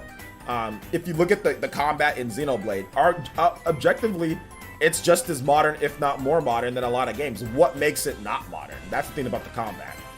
Seeing visions and being able to stop those visions with certain skills, moving and attacking at the same time. There's still MMOs where you move, auto attack, and do skills that are considered new type of gameplay that's not dated. So there's nothing really dated about the gameplay in Xenoblade. It was already way ahead of its time when it came out. How many games in 2010 played like Xenoblade? How many games play like Xenoblade now? So it's not really about at the time compared to now or anything like that. I'm reading the reviews because most of the reviews were good. I'm reading the reviews, and the reviews are just, like I said, they're not necessarily explained very well. One guy didn't even explain the combat, and then he told me to watch. He told me to read the review from 10 years ago if I want to know about the combat. You know, so that's the problem that I have. You know, but most of the reviews are good. Most of the reviews are good. How the Xenoblade metric score doesn't improve from the review years, age goes beyond me. It's because it's been 10 years. That's the reason why. It's been 10 years. If this game came out on the Wii U, like let's say at launch, for example, or near launch, it would have improved upon it. But if you wait, like for example, if Persona 5 somehow gets remade again, 10 years from now, or 20 years from now, it might have a lower score than it would originally got. But because Persona 5 and Persona 5 Royal came out so close to each other, it was mainly a lot of the same reviewers or people that already knew the game was good from then. But if you put a decade in between it, it gives you different reviewers. They're thinking different things. That's the way it comes back. It's not the same people, guys, that reviewed the original game compared to now. So you're going to get different opinions. You're going to get different scores and different opinions. Some websites weren't even around back then when they were reviewing the game. Like they didn't even have a review copy, or they didn't have enough clout to get review copies. So if they didn't have enough clout to get a review copy back then their input wasn't in there, you know? Different reviews, different sites. Check the reviews. It's not all the same people. I disagree with that. A good game is a good game no matter what time it's in. No, I don't. I agree with that basic premise too, Dawson. I think a good game is a good game. Now, in some games, have you ever heard the like it's aged poorly? There are some games that have aged poorly, right? Because at the time, something might have been cutting edge, right? Like loading times, for example, in certain games. Like now in today's day, like you don't necessarily want to see them so much, but back in the PS1 days, it wasn't so bad. But if a game comes out and has like crazy long loading times, which back then it was acceptable, but now it's kind of like, not so much, then, you know. But I see what you're saying, though. I see what you're saying. Like, a good game is a good game, regardless of the time period. But it shouldn't go from a good game to a trash game. You know, no matter what you feel about the time period. Like, what is like reviews ignoring Xenoblade music? Music never really plays too much a part into reviews anymore for some reason. I don't know. Also, Pug Beast 2016. Thank you for subscribing. Welcome to Elite Ninja Village. Also, Ricky. Konyo, and also Baka Power. Thank you guys so much for subscribing. Welcome to the Elite Ninja Village. Melface Guy says, I have no doubt that Xenoblade Chronicles Definitive Edition will get review bombed. It happened to almost every exclusive Switch game. I don't know. We'll see. I don't know. We'll see. I don't know. It didn't happen to like Luigi's Mansion and stuff, so. Mike Boston with the subscription. Thank you so much, Mike Boston. Welcome to the Elite Ninja Village. Thank you for subscribing. If you're not subscribed yet, please make sure you hit that subscribe button and get your personalized shout out. All right, take it easy, DJ. DJ, follow me on Twitter so I can keep up with what you're doing, man. I didn't know you create content. Agreed, OJ. It's different people reviewing it. Plus, it's the time. Some people want the clicks and clout. I mean, yeah, I can see. Dawson, what's your music that you want, Dawson? Xenoblade Definitive Edition Digital and Physical Special Edition coming June 2nd. Also, Xenoblade Definitive Edition Meta is higher than Final Fantasy VII Remake. Barely, but it's there. Oh my gosh. Barely, but it's there. I mean, I guess was I technically right when I made that? Then again, that video that I made about the best remake, that was wrong in the first place. You know, I shouldn't have. Made that. Well, not that I shouldn't have made the video, but like obviously things have changed since then. It's a different type of atmosphere with the game. Grand Finale Bowser. Okay. Grand Finale Bowser's Inside Story. You want the 3DS version?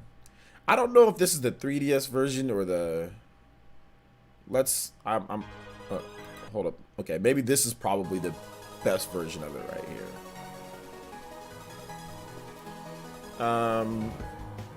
Y'all ignoring the GOAT Clubhouse in regards to reviews. Shouldn't think it'd be all. Shouldn't think it's the be all. You should know if you're getting it or not. I know you get paid, but trash take isn't it? LOL. I mean, yeah, I agree with that. At the end of the day, like I agree with that sentiment. You know.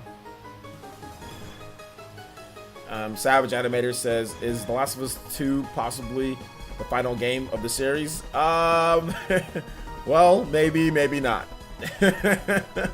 I'd be surprised if I'd be somewhat surprised if they actually made another Last of Us, though. I'll say that. No spoilers in the chat, boys. I'll be surprised. This one took all generation. Let's see here. What version of Definitive Edition are you getting? The US Special Edition. US Special Edition. The last game from us. That's the That's gonna be the new title. The last game from us. There you go. Final Fantasy VII Remake and Xenoblade Definitive Edition have very different approaches to remaking game. Both are just fine. Yeah, exactly. People obviously more of the remaster take. You know, now that it's kind of coming out more of the remaster take, although a very weird remaster, blurring the lines of what a remake and remaster is. And then Final Fantasy VII is literally a new game. It's not even really a remake. It's just a new game. In my gameplay, it's a new game. That is not the same game at all. It's a new game. It uses characters, borrows themes, obviously basic general story, but it's not the same game. It's a new game.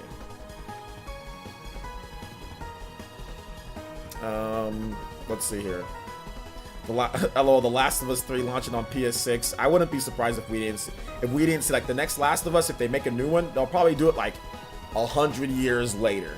That's what they'll probably do. They'll do like 100 years later, and it's going to be a completely different gameplay style than what they did before. But I think the next game from Naughty Dog is a new IP. I don't think they're going to go back to Uncharted. I think they're going to make a new IP for the PS5. Just start a new clean slate, new IP. You know, just like they did with, you know, they made multiple Uncharted games on the PS3, but then they made The Last of Us. So I think we see Naughty Dog's new IP on the PS5, like 3-4 years into the PS. But they're gonna make it to where the development's not gonna be as crazy. They're gonna make it more gameplay focused. I think they're gonna kind of blend the cinematic with more gameplay instead of like The Last of Us is really cinematic heavy, you know, auto gameplay heavy type of thing. Like obviously they have like the stealth and stuff, but I think they're gonna kind of go more gameplay end, and so they don't have to do like, so if their story gets spoiled, it's not like people going nuts, you know. Got my tracking number for Xeno Special Edition. Can't wait. Yeah, man, it's gonna be pretty good. It's gonna be pretty good. I'm excited for it, dude. I'm excited for it. I prefer the Xenoblade and Trials of Mana approach. I mean, I agree. I do prefer that approach. If you're gonna make like Final Fantasy VII Remake, it's cool what they did. Like I get it, but at the same time, I don't want games to do what Final Fantasy VII Remake did. Like I really don't. I don't want to see Chrono Trigger remake and then like they completely like jumble the story into different things and weird time traveling and stuff. Like well, Chrono Trigger already has time traveling, but like you guys know what I'm talking about, right? Like that have played the game. Like I don't want them to do stuff like that. Like I want them just to make really good graphics. Obviously, just, you know, remake the game, whatever you want to call it, a remaster, want to call it a remake, whatever. I don't care at this point. Just make it dope and then put in a bunch of extra stuff. Like Xenoblade Chronicles Definitive Edition, put in an extra 20-hour campaign. Now you got a brand new, completely new 20-hour campaign, put in a bunch of extra details, like put in the time attack, put in the extra modes, put in all that stuff that they didn't have there before. Like I'd rather have that option than you know, splitting things up and all that. So I don't want to see, like I think that's not good. I don't know if Xenoblade will hit 100 reviews. I don't care if it hits 100 or not though. But like I said, I like Final Fantasy VII Remake. I think it's really good. I just don't want to see that become some type of normal thing, you know. So yeah, they need to handle the Ryan time traveling. It's the first time. Ryan time. Adam says, looks like my copy is coming tomorrow. First game I'll ever get early, and it's Xenoblade. Hope everyone gets their copies on time. Everyone's not getting their copies on time, Adam. Markel says they should let Dragon Quest team handle Chrono Trigger remake. They should. That'd be pretty good. I think that'd be a good thing. We're not discussing spoilers for Xenoblade, no. Basically, don't Nomura Chrono Trigger. I mean, whatever they do with it, I'll play, you know. Like, I played Final Fantasy VII Remake. I gave it a 9 out of 10. I think it's a good game. But, like, I'll be honest, I'm not happy about waiting and having, like, if they could have somehow made it to where it's, like, where I have, like, the open, because, like, that game is really restrictive, man. It's Final Fantasy 13. It feels like Final Fantasy 13, but it's just better than the gameplay is just better than Final Fantasy 13. If the gameplay of Final Fantasy VII Remake was not good, this game would be in trouble. Like, if the gameplay was bad, oh my gosh, this game would have been in trouble. It would have been, and obviously, of course, if gameplay is bad, games are in trouble. But The Last of Us, I don't think The Last of Us has great gameplay. Like The Last of Us 1, I don't think it has great gameplay, but it has other things that help it. The graphics, the story, you know, other things that kind of help it out. But Final Fantasy VII Remake, without that awesome combat, because the combat feels great. The combat feels so good. The air combat, not so much, but the ground combat, like Tifa, like when you first use Tifa, or even like Barrett, dude, just lighting people up. Like, it feels like Mass Effect at times. When I'm playing with Barrett, I feel like I'm Commander Black Shepherd again. You know, Mass Effect, dude. Like with Barrett, like it's great. Like, but then he leaves. Like there's like I said, there's really high highs and there's really low lows in Final Fantasy VII Remake. You know, like it's like, oh, Barrett's dope. I'm ripping people up, then all of a sudden, oh, he's gone for legit like 40% of the game. Barrett's gone. It's like, but I like playing as Barrett, you know? And then all of a sudden at the end of the game, he's back, and I'm like, dude, like, why I gotta wait all game for Barrett? Oh my gosh, dude. Why I gotta wait all game for him? Hey, what's up, Josh90? You're a new subscriber? What's up, man? Welcome to the stream. How you doing today? Let's see here. I wonder if there's will be a remake category at the Game Awards this year. Nah, there won't be a remake category. Are you somewhat disappointed Metacritic score for Xenoblade Chronicles Definitive Edition? I don't know how anybody can be mad with the 89. I mean, like, Why would it be mad at 89? That's a really good score, dude. I'm not mad at all. 89 is a really good score. I mean, like 1 point more. What does it matter at the end of the day? 89 is good. 89, 90. What does it matter? It's a really good score. I think Xenoblade Definitive Edition was remade a bit more like Xenoblade Chronicles 2 battle system. It would have been a bit better, just my opinion. If it was remade a bit more like Xenoblade Chronicles 2 battle system, I'm gonna disagree with that. I'm gonna disagree with that. The problem with doing something like that is that the game wasn't based off of blades and wasn't based off of affinities and like all that type of stuff. So I don't think there's really any need to... Xenoblade Chronicles 2 is a new game. It's not a remaster of Xenoblade Chronicles 1. They take the combat, but it's not a remaster. Just like Xenoblade X is different. Torna, the Golden Country, is like Xenoblade 2, but they removed all the weird stuff from it. But Xenoblade Chronicles 1 holds up a lot. It's still a really good game. And I don't really think they needed to really remake too much of the gameplay because the gameplay is already super solid in the game. They did do some things in like the Future Connected that kind of changed things up a little bit, but I'm gonna have to disagree with at least with your analogy with Xenoblade Chronicles 2. If you're talking about that, like I don't think they really needed to kind of go into that realm and really mess it up too much, just because there's already like the Future Vision stuff like that, and then in Future Connected, there is no Future Vision and all that. So they do change things up. They do change things up just a bit. So I don't know. Maybe you should get your hands on it, and then you can kind of make a decision before you say stuff like that. I don't know. That's just my opinion. Josh90 with the subscription. Thank you so much, Josh90. I appreciate that. Welcome to the Elite Ninja Village, my boy.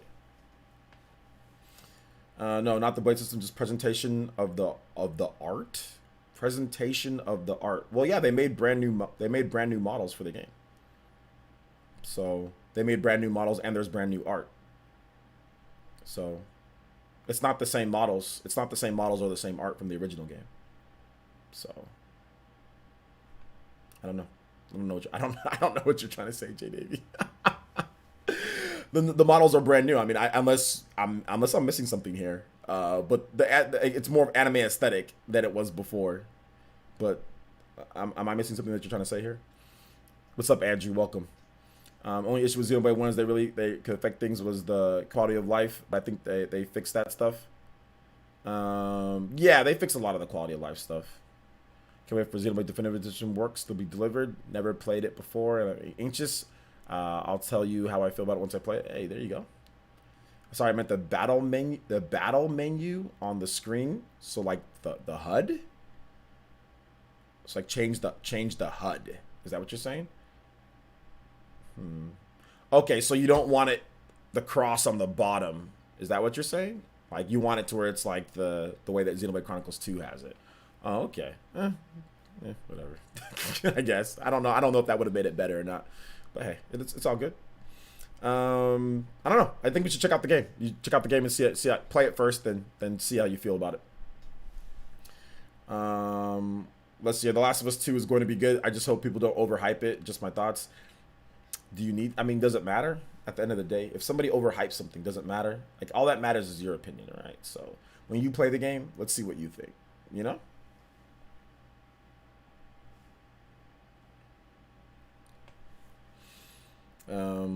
Let's see. Metal Face. Let's just get Xenoblade Definitive Edition first. Let's just get that. Let's see how that does. Let's see. It'll probably make us a hub small. I think you meant HUD. So yeah.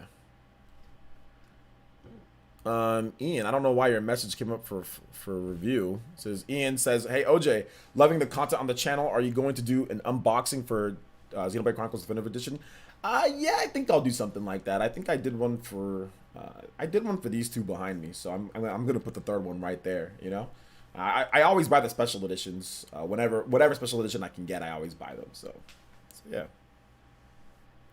Just admit it, the game is average. I know, Ronald, I don't know if you saw that on Twitter, but some guy was like, some guy was arguing. It was so funny. Some guy was arguing with me, or arguing on Twitter. He's like, this game is 540p. That's not acceptable. There's no way that you can accept that. And I'm like, Well, I'm like, no, the game's actually 720p with some dips sometimes to 540 when it's stressed, but it runs in 720p most of the time. And he just kept on going about how it's 540p, how it's 540p. I'm like, dude, I'm not going to address you anymore until you just admit that you're wrong. Then he's like, oh, that doesn't matter. It's 540p. That's not acceptable in 2020. Like, I always find it interesting when people like say the year. Like, I know what year it is.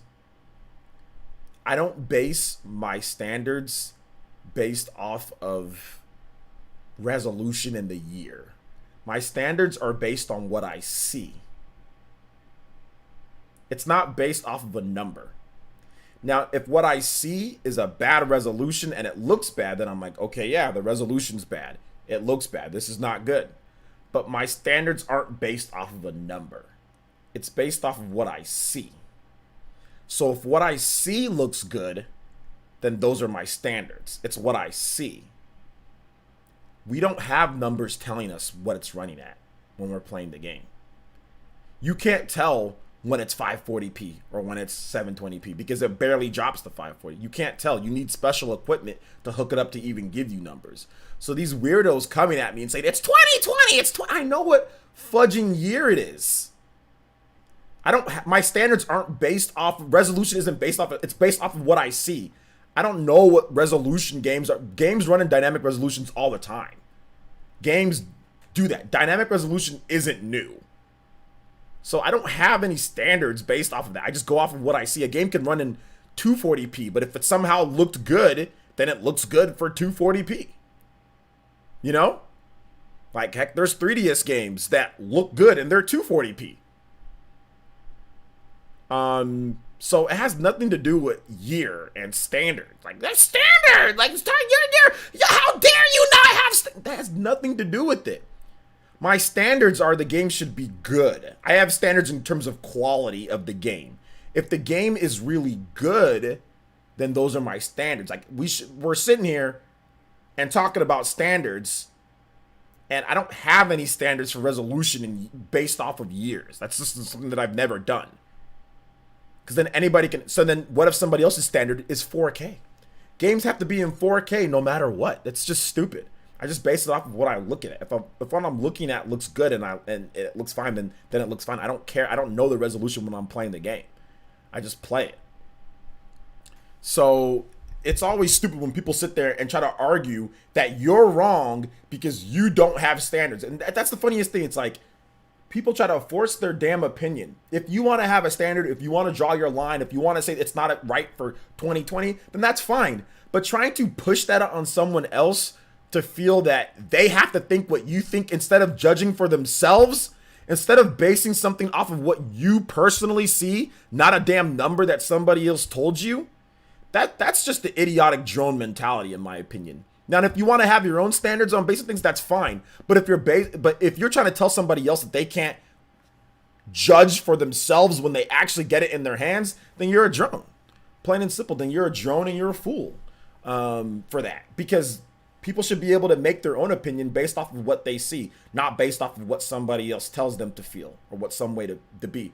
And I'd be damned if a bunch of 14 followers, no good for nothing, blank avatars trying to sit here and tell me what to think. That's what I'm telling. I'm tired of all these little kids trying to push their beliefs and what they think. I know what damn year it is.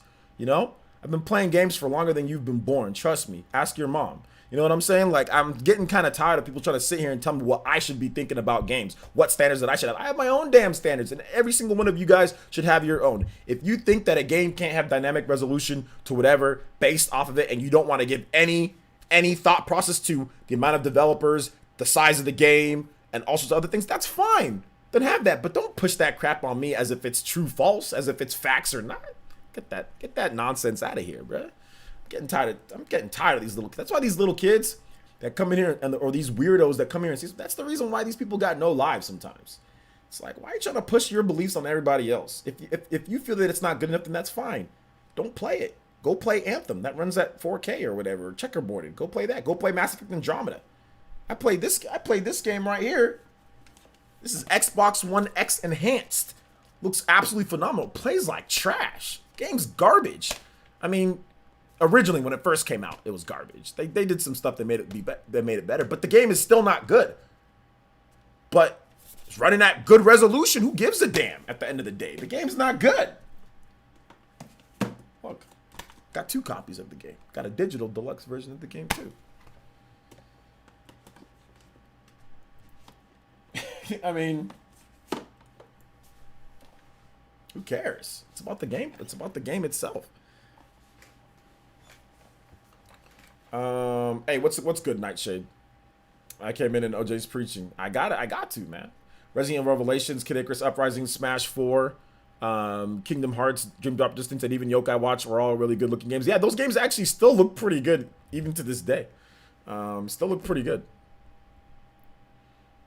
Dank Meme says, wait a minute, they expect from a Tegra X1 mobile hardware, half of the other console games are checkerboarded 1080p 30 frames. Well, not checkerboarded 1080p, but checkerboarded 4K. Look at PS1 doors of Final Fantasy VII gameplay. Yeah, Final Fantasy VII Remake did have PS1 doors. We're standards! But it's a 1080p PS1 door, right? Dreamcast guy would be proud of you pulling those games from yourself. I had to do it, man. I'm getting good at doing it, too. Somebody already mentioned Resident Evil. Bam, I got it ready. Here's Resident Evil Revelations 2. This game is actually very interesting. It looks great, but for some reason it makes me nauseous when I play the game. I don't know. John got me this game. This game's dope too. This game looks really good on Xbox One X. Looks really good. But a lot of these games, they look good, but I play them on I just get tired of them real quick. Like this game, I've never gotten so tired of a game fast enough. I played this game one time on stream and was like, I'm done. I am done. Like, this game, I played Watch Dogs one time. I am done. Some of these games, man, I just play once and I'm like, I'm not compelled. I'm not moved to play. How about Duncan says, yo, what's up, PhD? How about Duncan? Yeah, IGN's review for those who aren't on Twitch, boys. IGN's review, they called Dunban. They called him Duncan. This man was eating Dunkin' Donuts while he was doing his review. It was like, so Duncan, you see Duncan? This man's doing it. I'm really feeling it. Oh my gosh, this man eating Dunkin' Donuts while he's playing Xenoblade. Yo, Liquidy with the gifted tier 1 sub to Red Enigma. Thank you so much, Liquidy. Thank you for the gifted tier 1 sub. Appreciate that. This man straight up eating Dunkin' Donuts, and he was listening to Purple Rain from from Prince. you know they do weird stuff like that. They're at home writing the reviews, listening to Prince, like eating Dunkin' Donuts in their damn 2x4 San Francisco apartment rooms. You know what I'm saying?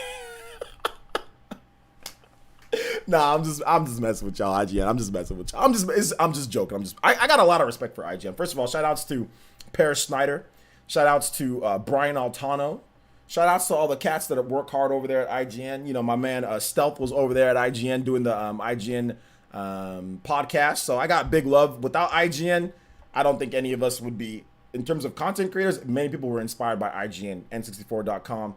Back in the day, I was a big fan of IGN. Matt Casamassina, Mark Bozon, Craig Harris, those guys, man, they were all great. Jose Otero, those guys. Audrey, she's at Nintendo of America now. So is Jose Otero.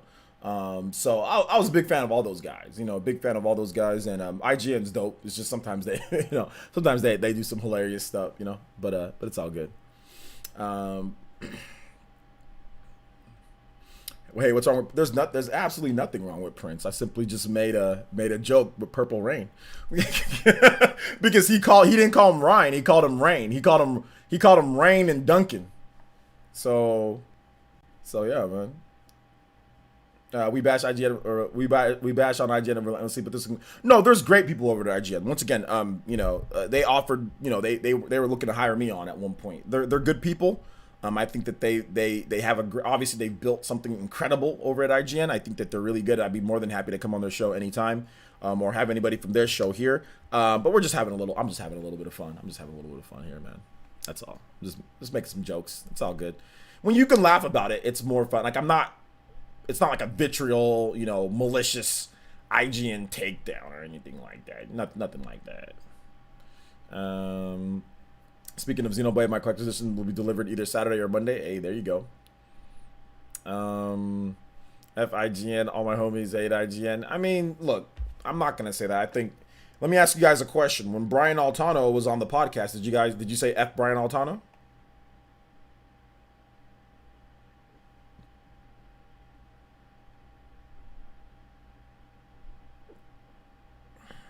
So did you guys? Oh, and Nintendo just got me a review code for Minecraft Dungeon. So maybe we'll stream that at some point. I don't know when though. I gotta stream it soon. I gotta get a game. I should get a gameplay video done tonight and have that up maybe soon. I gotta get a gameplay video. I gotta play that tonight. Yeah, that's gotta be tonight. I'll do a gameplay. I'll just record some gameplay, then just edit it and throw it up on the channel. I can't stream it tonight. Nah, no stream tonight. Because I gotta download it and all that crap, so I can't stream it tonight. But I'll just do a gameplay video on it. Let's see here. I got mad respect. Okay, so Brian Altano, he works for IGN though, so you can't say FIGN since Brian Altano works there, right? Or no? That's why you know without IGN. Minecraft is big views. Let's get it. Yeah, I'm gonna I'll get a gameplay video up soon on it. It'll be tomorrow morning. I might just do that instead of the Xenoblade thing that I was gonna do. I don't know. We'll see. Not the Xenoblade 12-hour review, but like the going through the reviews. So yeah, I'll see. I'll play a lot of it tonight and see if I can get cut up whatever I can. AVGN also got a lot of people interested in doing game reviews. Angry Video Game Nerd. His reviews take way too long. Are you so what happened tonight, bro? What's up? I'm doing good, man. I think you meant how am I? I'm doing good. How are you? What's up, Zero? Minecraft? Has Jason Schreier blocked you on Twitter? Nah, because I haven't said nothing disrespectful to Jason Schreier on Twitter, so he hasn't blocked me. Will you get Xenoblade Chronicles tomorrow? Yeah, I'm getting it tomorrow, PhD.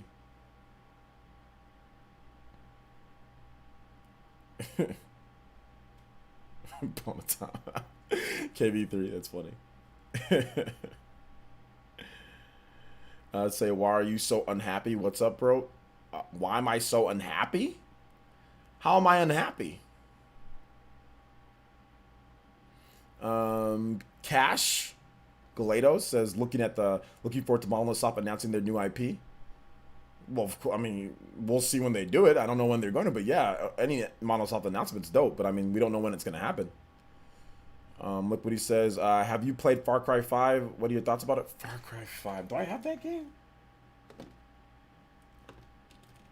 think I have it. Or is it Far Cry 4? I honestly don't remember. I have this Far Cry. Which one's... I have Far Cry New Dawn. That's not Far Cry 5, is it? Which one is it? Shadow of Mordor. I don't... See, I gotta get better at my my game. They're alphabetized, but I don't think I have it. Here's Fallout, Final Fantasy, Far Cry. I don't think I have it. Let me check. Is it Far Cry 4 or Far Cry 5? Which one? Yeah, I don't know where it's at. I don't think I have it. Wait, no, I do have it. I have the one with the... What's the one with the guy, like the dictator or whatever? Like they're like in a jungle. It's like in like Malaysia or something like that. Which one's that one? I have the New Dawn. That's like the DLC for it, right?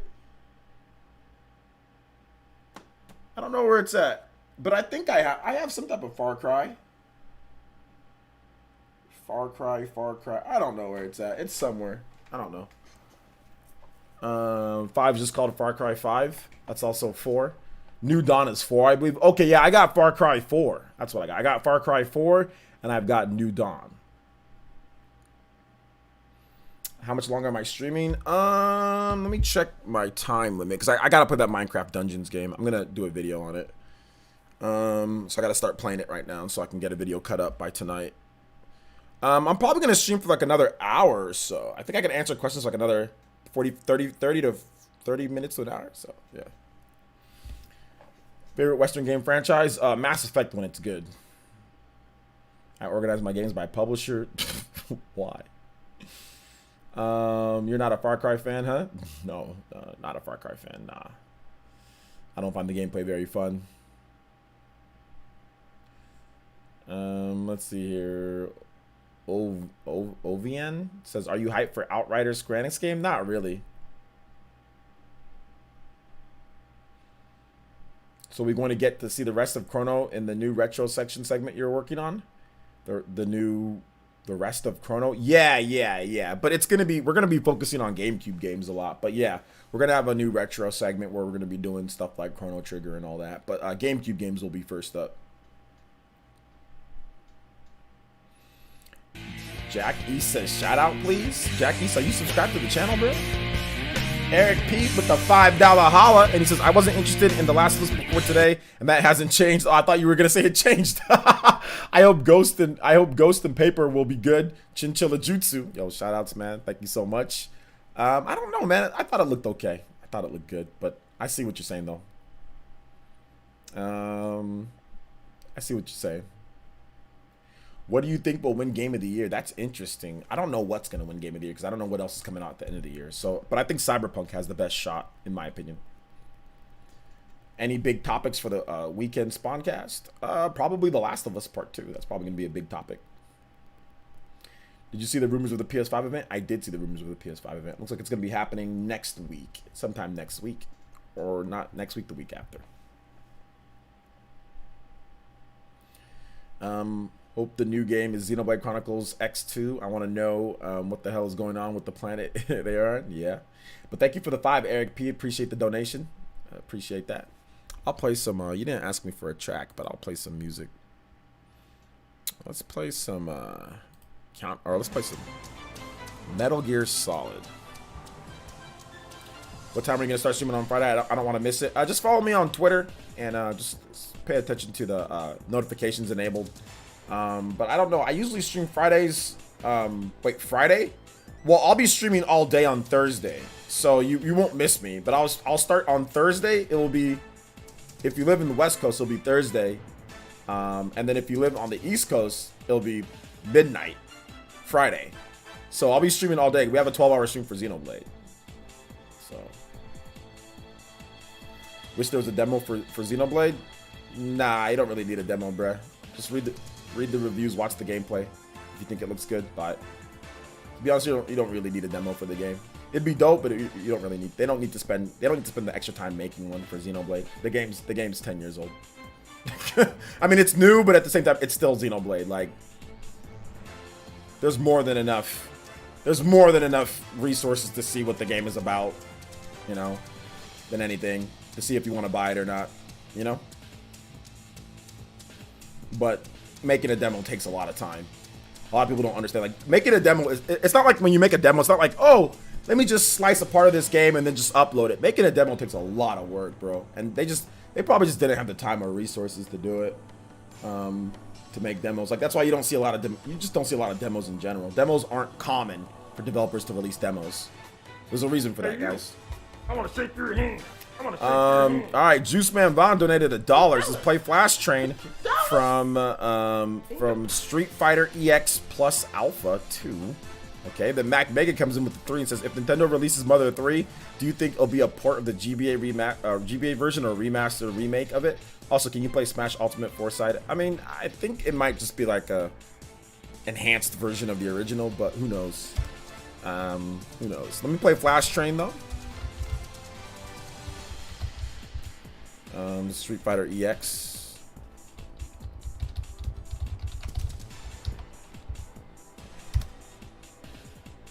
All right. Thank you for the 2 donations, guys. I appreciate that. Thank you for the support.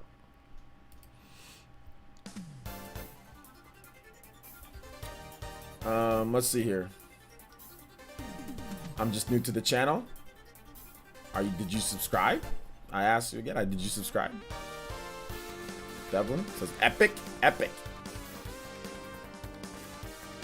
What GameCube model do I have? It's the silver model right behind me. I don't know exactly what the model number is or anything. Alright then, what's up, Jack? Welcome to the stream, bro. Okay. Thanks for the follow. Appreciate that. Definitely not gonna say that name, but thanks for the follow. And Devlin, thanks for the follow as well. Dank, if you don't mind, or if we have another Twitch mod, if you guys don't mind heading over to Twitch just in case. I'm fired up for Xenoblade Definitive Edition. Yeah, it's gonna be good. Just in case. Sega's 60th anniversary soon. They're expected to reveal something huge. A new system, a new Sega system. Okay, Gunmetal's there too, yeah.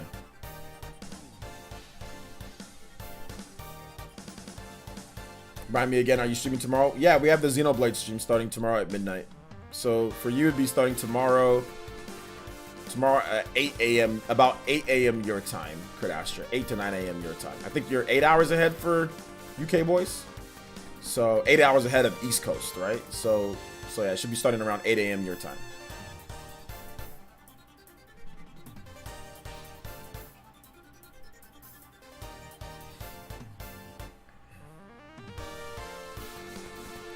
I hope Sony, I hope Sony, us surfers,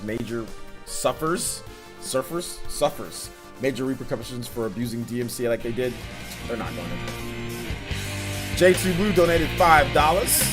This is tell IGN to put some respect on Dunban's name. Can you play Snake Eater from Smash Ultimate? Put some respect on Dunban's name. All right, sounds good. Sounds like a good idea, doesn't it? Doesn't it sound like a good idea to put some respect on Dunban's name? Sounds like a good,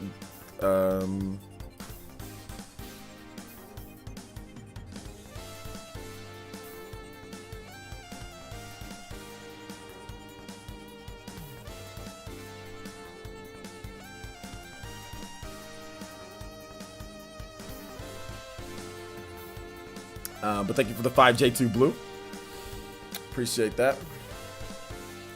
When are you going to Mixer? Dude, I was on Mixer, which we were dual streaming the Mixer, and then Mixer was asking me some weird stuff. Mixer's washed anyway, yeah, so I'm good. I'm good on YouTube. YouTube has the amount of features that I need. YouTube's like that older brother that messes with you, like smacks you in the back of the head sometimes, or it can just be like a real douchebag, but at the end of the day, like, he's your older brother. He like loves you or whatever, or maybe he doesn't love you, but he's there for you. That's kind of how I feel about YouTube. Like, there's some things that I hate about YouTube, but at the end of the day, YouTube has some really cool things, like, you know, DVR, you know, unlisted, ad revenue with your streams. You know, there's certain things that they do that's good for you. Then there's certain things that you're just like, you know. So like Mixer and Twitch, it's just not working for me. But Twitch is really good for those who got into Twitch early. Twitch is really good. Twitch is the best place for live streaming, but there's only a certain amount. Like, everybody can't be a great streamer on Twitch. Everybody can't find success on Twitch, you know. Not everybody can be on Twitch and be great on Twitch, you know. And Twitch just isn't for me. It's not. It's just chatting and what I'm doing. Just it's not. It doesn't work for me. It doesn't work for me like what I do here, you know. So next up is who streams on Mixer anyways? Shroud and Ninja. It's so funny. I saw an article too. Shroud said that Mixer is going to be the future, and I'm like, that sounds like somebody who's being paid millions of dollars from Microsoft. It sounds exactly like somebody. Yeah, it's the future, right? Yeah, it's the future for you because you got paid millions of dollars to be there. But what about for everybody else who are getting no numbers, who aren't making anything? I don't think it's the future for them, but it's the future for you because you're getting paid millions of dollars to stream on Mixer. So I think I'd say this: if Microsoft had said, "Hey, here's millions of dollars to stream on Mixer," oh yeah, it's the future. Just like PewDiePie got millions of dollars to stream exclusively on YouTube. Oh, YouTube's the future. And just like Dr. Disrespect gets paid millions of dollars to stream on Twitch. Oh, that's the future. So anywhere where when these people that are super popular start saying what the future is, just trace the money back to where they're getting paid from. That's all you got to do, you know. All right, so next up is Smash Ultimate Foresight. This is a great song.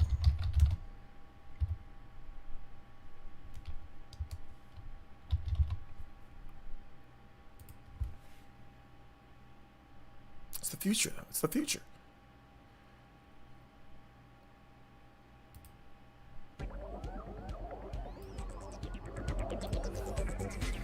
Is the future connected, though? Pun. Ninja does regrets. Maybe Ninja has 0 regrets. They paid him $30 million. Ninja has 0 regrets. And I think they gave him stock options, too. I think. I'm not 100% sure, but Ninja has 0 Ninja has zero regrets of taking 30. They said they dropped 30 million. I think they maybe split it up into two, 15. They just dropped a fat check in his bank account. Just wired him 30 million and said, hey, you don't have to stream 15 hours a day to get your subs. Don't worry about subs anymore. We'll pay you 30 million.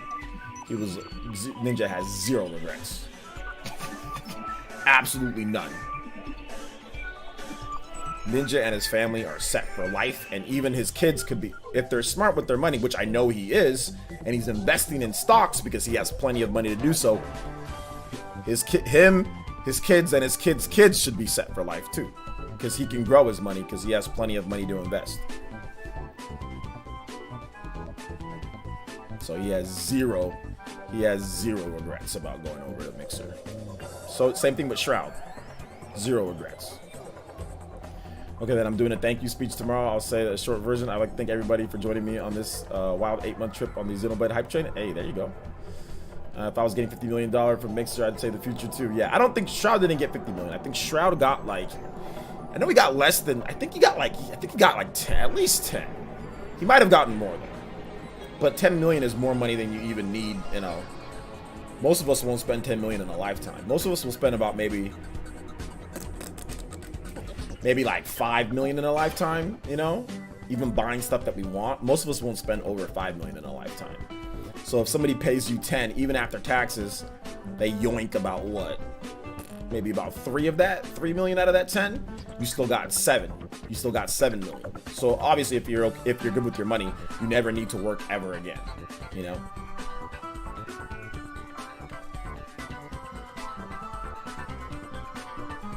He probably regrets not getting 60 mil. What do you mean he probably regrets not getting 60 mil? He took the best deal he can. He's the highest paid streamer in the world.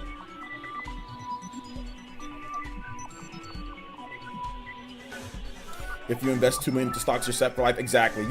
If you got, heck, even if you invest $1 million into stocks and just leave them there, like the safe, like Coca-Cola and all the, John was talking to me about certain stocks and stuff the other night. If you invest into certain ones and just leave them there, you're set. You'll just get residuals each year. You'll just get your money back and then some. So it's like you don't gotta work. That's like what a lot of these YouTubers do. That like you don't see them anymore, like Leafy and stuff. It's like, well, where did these guys go? Where did all these popular YouTubers go? They used to make all this money on YouTube. They didn't do nothing. They just invested their money in stocks and just chill. They just do whatever they want, go snowboarding, kick it with the fam. They just invest because they had hella money. Obviously, like Leafy made tons of millions, and there's no need for him to work anymore. You know, he just invests and he's good.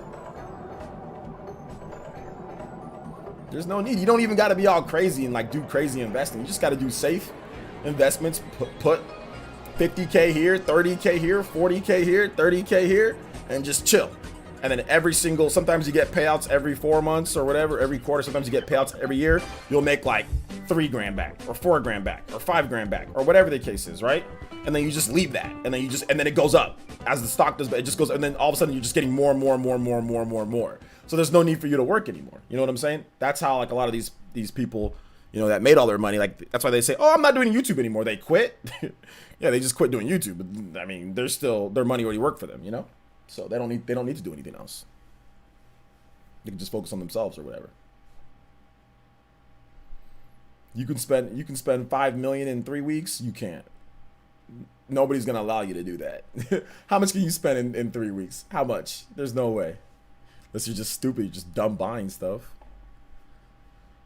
What do you think about investing in crypto? I don't know about all that. That's something you have to talk to John. John is a stock master type of guy. You have to talk to him. He knows more about. He was just teaching me a little bit. I don't know anything about stocks, to be honest. I'm barely learning myself. So I'm looking maybe to start investing. Not this year or next year. Probably like in the next like couple of years. I'm looking to start investing. Right now I just can't. Right now I'm just trying to pay off stuff that I have. Which, like I said, like.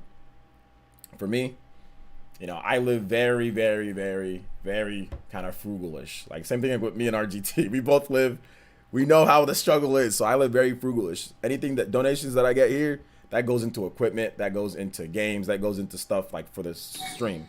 Anything I get a little bit of, I don't make a lot of ad revenue money, right? So anything I get on ad revenue, I pay my bills, I buy food, and I save a little bit. So right now, I don't really have the type of money to invest into stocks and all that right now. Right now, I don't. So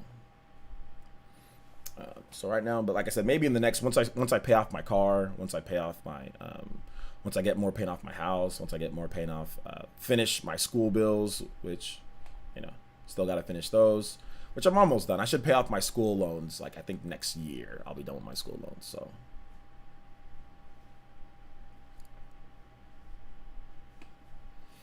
I hope OJ retires early. I'll probably retire in like my 60s.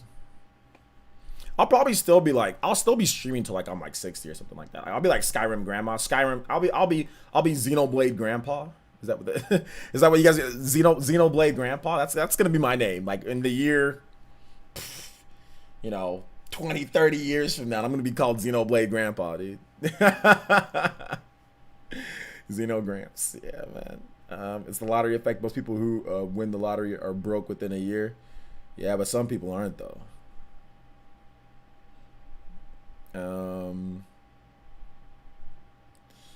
Xenoblade grandpa, get off my lawn. Hey man, geezer Xeno essence. Yeah, I'll be old. But see, the thing about it, when I'm that age, I'm still gonna look dope though. A lot of y'all be looking old because you guys be eating all sorts of meats and bad food, y'all.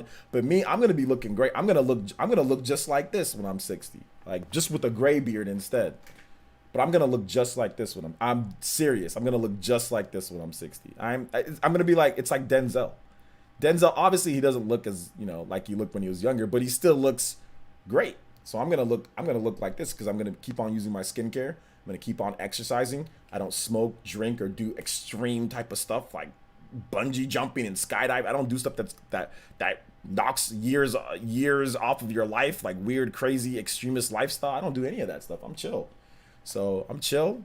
I eat healthy, drink plenty of water.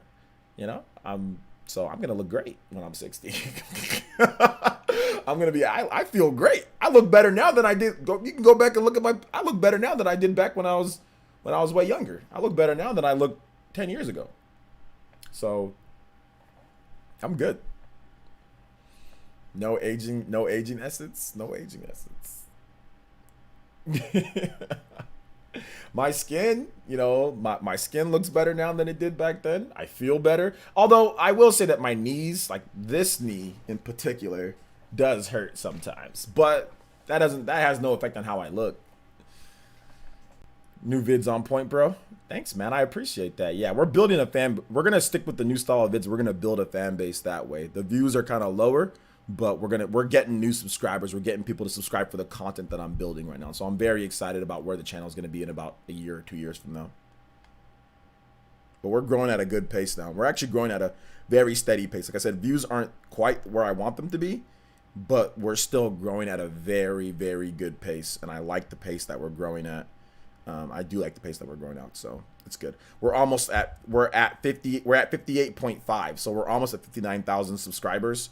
So we're almost right there to 60,000, which is going to be big for us because if we keep going at this pace, we should hit 65,000 by the end of the year, which is very good. So then we can kind of make that second push, in the next year to get to 100,000. See if we can somehow get to 100,000. So that's my plan, is to be at 100,000 by the end of next year. So we'll see. We're making a good push right now, though. Some dude with the $4.99 and says, I'm gonna be the sexiest 80-year-old on the block. I'm gonna be picking up the local grandmas on my electric wheelchair, bruh. I know. That's the whole thing, guys. That's why you should really take care of your life right now, because like, who wants to be 80 years old? Because we're all gonna obviously, knock on wood, make sure we all, nothing like no disease or anything, but because of modern technology and medicine, we're all gonna live to be, we can live good lives when we're 80 because of technology and medicine when we turn that age, right?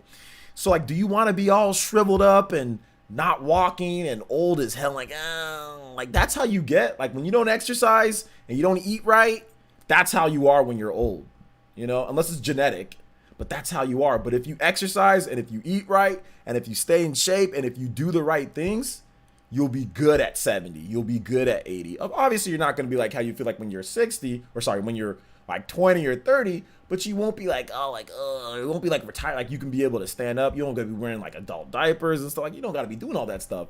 Keep your immune system, keep everything good. Take your vitamins, take your nutrients, take care of all your, you know, your body so it doesn't break down when you get older. So you don't got to do all this stuff when you get old. You know what I'm saying? Like, so you can still take care of yourself.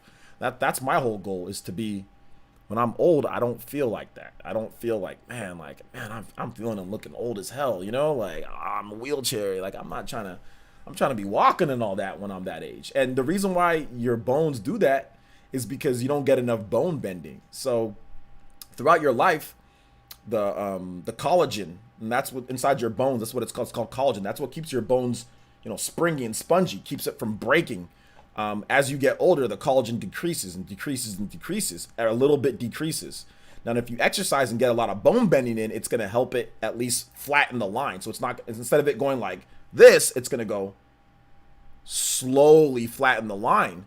So exercise so you get your bone bending, so you don't have brittle bone disease, or you don't have brittle bones. That's what happens like with old people. It's like they barely move, break a leg or snap something because they don't have enough sponginess in their bones. They don't have the collagen in there to help their bones out, you know? So that's what you want to do. And exercising helps with that. Obviously, calcium, get your calcium, get everything that you need, you know, in there, but take your vitamins and nutrients. And I'm not just, like I said, I'm not trying to, you know, preach to you guys when it comes to, or not trying to father you guys or whatever the case it is, you know, like lecture, but trust me, you will want to take care of yourself, because the last thing you want is to be old and feel like, oh, you know, like that's not, you don't want that crap. So yeah, I'm a content creator, so I do YouTube, I do Twitch streaming, I do editing, I do lots of stuff. Juan DBZ says, yo, OJ, I can't believe Xenoblade Definitive Edition isn't a 10 out of 10 on meta. Improved graphics update. Some people gave it a 10 out of 10, but nah, no game's ever gonna get a 10 out of 10. No game's ever gonna get a 10 out of 10. But it's all good, man. The game's still just as good, if not, it's much better than it was before. That's all that matters. So like Betty White, the guy will never stop. Yeah, man, Betty White is more genetics more than anything, though. There's also let me also put this in there. There's also genetics. Genetics do play a part. Some people are born with genetics that makes them live longer than other people. There is that. That makes them live longer than other people. Yes, there is that. So some genetics are good to where, hey, you just got the luck of the draw. You know what I'm saying?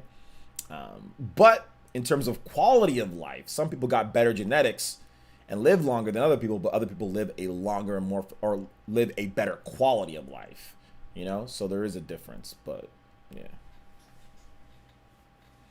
Heike trying to be like Tony Hawk, man, can still skate after though he's getting up there in age. Tony Hawk's going to be good for a long time.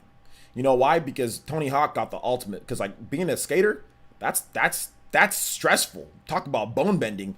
You're kicking, you're landing, and you know your bones are taking a lot of pressure. So I bet there's days he doesn't feel good, but he's in great shape. Notice how Tony Hawk's always been in fantastic shape. Always been in great shape. Tony Hawk will be good because he got plenty of bone bending. Obviously, he took care of his nutrition's there. He's always talked about how he always eats pretty good. But Tony Hawk, I think, is going to be alive for a very long time. I think he's going to be in his, like, I think Tony Hawk's going to live to his hundreds. In my opinion, unless something, obviously, you know, hopefully nothing happens, but I think he's going to live for a very long time. Plus, he's going to have the best of modern medicine and technology because he's rich. So yeah, Tony Hawk said on Joe Rogan that he's never done any strength and conditioning. He's never needed to. He's never needed to. Skateboarding is strength and conditioning. That's the thing. He's never needed to.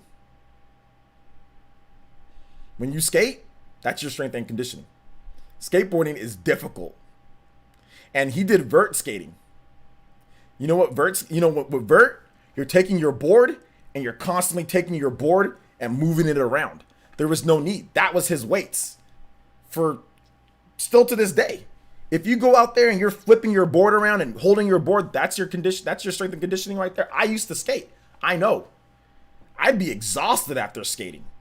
And vert skating is even more exhausting than street skating. I was a street skater. Tony Hawk was a vert skating is exhausting. Going across that half pipe and doing all that crap, which I could do back in the day. I could do that. It's exhausting. It's just very tiring. And that man would do that all day. For 20 years, 30 years, this man would be 20 years plus, X Games, all that. This man would be on that damn vert practicing in his backyard, practicing. He doesn't need to do anything. That's all you need.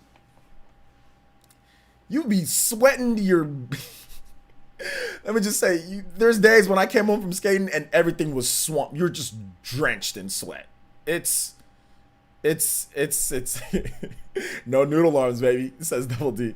It's tough, man. It's skateboarding is tough, and also too depends on like the type of deck that you had. I had a LibTech deck, which those were like reinforced fiberglass. Those ones were heavier. So anytime that I did any type of hand tricks where I had to pull my board up, like it was heavy, dude. I'm 30 and still skate, keeping great shape. Exactly.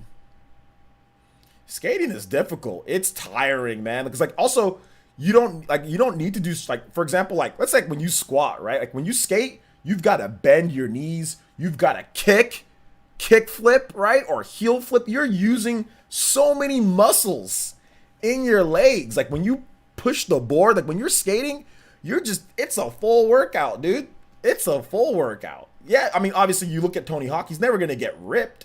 There's not going to be any hypertrophy, which is the expansion of muscles. So you're not going to get, his arms are obviously, he's going to look thin. But he doesn't need to do strength training. He doesn't, because there's no need for him to be a big muscly guy riding a skateboard. You know, like what's the point? What's the point of being big old Terry Crews on a skateboard? You're just going to snap your deck easier. That's all you're going to do. I want to learn how to skate. How difficult is it to learn? Skating's difficult. It's not easy. In terms of skating like tricks, skating by itself is easy to learn. It's easy enough to learn, just like to push and skate. But doing tricks is very difficult. Like grinding and vert skating is some of the most difficult thing that you could do physically in your life. It's extremely difficult. Tricks are gonna hurt. You're gonna jack up your legs. You're going to be scared. It's not worth learning, in my opinion. Unless you're trying to become a pro or you just really enjoy it. If you're older, it's not worth learning, wasting your time to learn how to like trick skate. Now, if you want to just skate for fun, have at it. Like you want to rollerblade, like I would just pick up a pair of rollerblades and just learn how to rollerblade, you know? Because that's better. That's like that you can get your workout in and everything like that you need to get. So I would say like rollerblading would be that. But if you're trying to talk about like learning how to skate for real, depending on your age, like if you're young, then maybe. But if you're old, like if you're in your 20s, nah. If you're in your teens, sure, have at it, you know? But if you're in your 20s, I don't think it's worth learning how to skate. Unless you plan on being a pro, which is already tough. You gotta start skating when you're young. If you really want to learn how to skate and be good, you gotta do it when you're young. If you're already older, nah, it's not worth it. Hardest thing about learning how to skate is the ground. I mean, some people, it's just some people's brain works differently. For me, I learned how to do a varial kickflip before I learned how to do like a heel flip. So some people say heel flip's easier, but varial kickflip was easier for me. And like I learned how to land a varial kickflip before I learned a regular kickflip. So it's just weird, right? Like I learned how to do nollie stuff before I learned how to do like a 360 flip. I did a nollie 360 flip before I did a regular 360 flip. For those who don't know, 360 flip is like it's like one of the harder like ground tricks to learn. I mean, once you learn it, I guess it's not too bad, but it's harder because the board flips. You do a kick flip and the board flips all the way around. But like nollie is supposed to be like, that's when you put your foot on the other side of the board and like you kind of move up. People say that's harder, but I did a nollie 360 flip before I even landed a 360 flip. I could do nollie ones easier, you know? Or even like Casper flips, like where you flip the board and it's like the grip tape is on your shoe and then you kick the board over. Everyone says that's a super hard trick. But I learned that really easy. Whereas like heel flips were hard for me. Like varial heel flips, regular heel flips, I had trouble. So it just depends on like each person.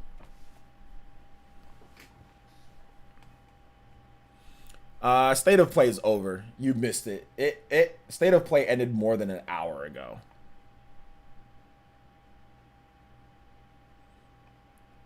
You can't yell cowabunga when you're rollerblading.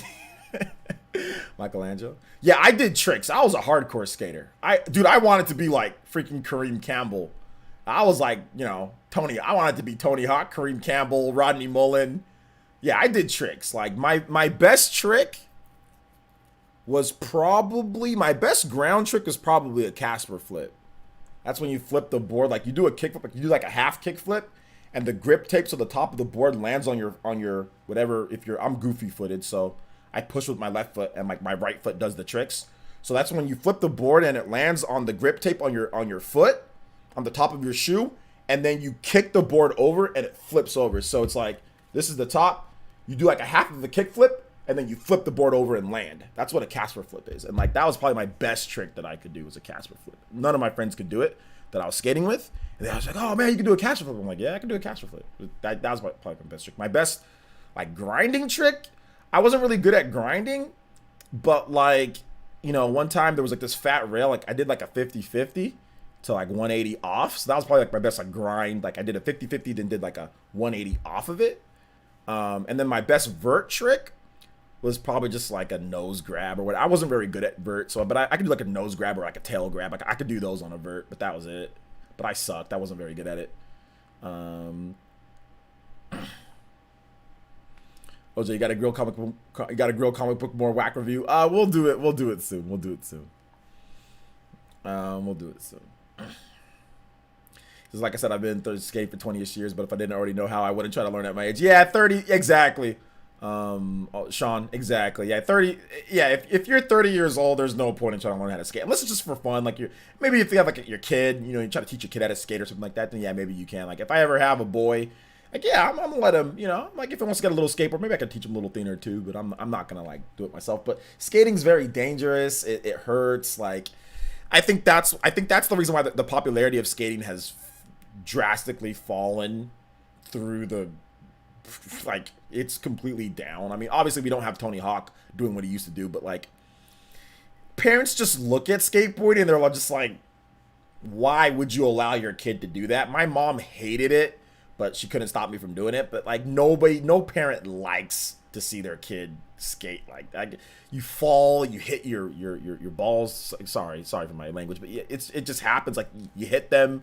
You know, like a hard flip, for example, right? Like if you want to learn how to do that, you're gonna get close or you're gonna hit them.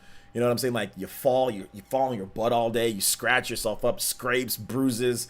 It's just skating's not. And then I think the biggest thing that really I think the downfall of skating is when the X Games played that thing that happened. This was I think post Tony Hawk. Tony Hawk was pretty much done, and this was like the Shaun White era, you know. And ESPN played that. They were doing like the big ramp vert or whatever it was. But somebody was doing, and I'm getting tingles because me and my sister, we watched this live. I think it was about 10 years ago. And somebody went up the big vert ramp and he lost control and the dude legitimately fell like 30 feet or whatever the case it was. Like, I'm not kidding you guys. Like, and we're like, dude, he's going to die. Me and my sister were like, oh, we're like, he's dead. We thought that we just watched like Owen Hart 2. You know what I'm saying? Like, this guy is gonna die. Luckily he didn't die. And he actually got up. But when parents and when everyone saw that, because they played it on ESPN, dude, it was over. I think parents were like, okay, we're done. And I think that right there caused parents to say, we're not buying our kids skateboards anymore. That caused a lot of problems. Because, I mean, even though most kids wouldn't be in that situation, look at what's happening to this. This dude just flew up 30 feet in the air and should have dropped to his death. That should have been death. Most people that fall from that height are dead, you know? So would I let my kids skate? Nah, not with verts, nah. I wouldn't let my kids skate with verts. I mean, maybe like a little... I don't even know if I'd let my kid skate at all. I don't even want to know if I let my kid play football, you know, tackle football. Like basketball, yeah, but tackle football, I'm not even sure about that, even though I played football, you know? So it's like, nah, you know? The X Games were going way too far to be extreme. It just wasn't safe. Yeah, it wasn't. Yeah, I think football with pads, you know, skating stream soon. No, I don't skate anymore.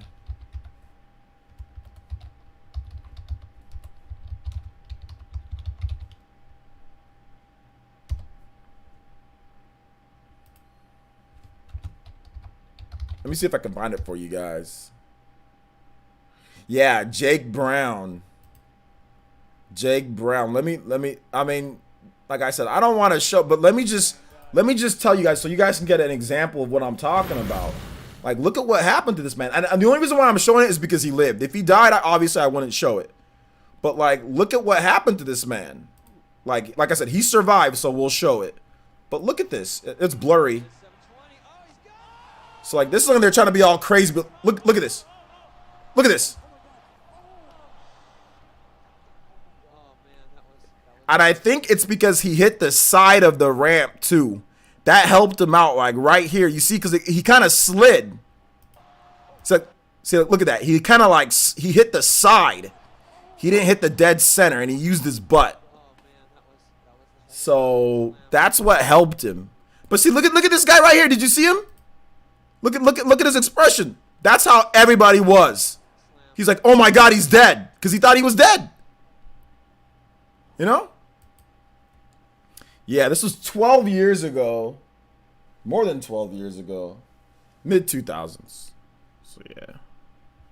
So that's why it's like, nobody wanted to let their kids be the next Tony Hawk after this. After this, because like I said, this was eyewitness news. This wasn't like, this was posted everywhere. Everyone's like, dude, we can't let our kids skate after that.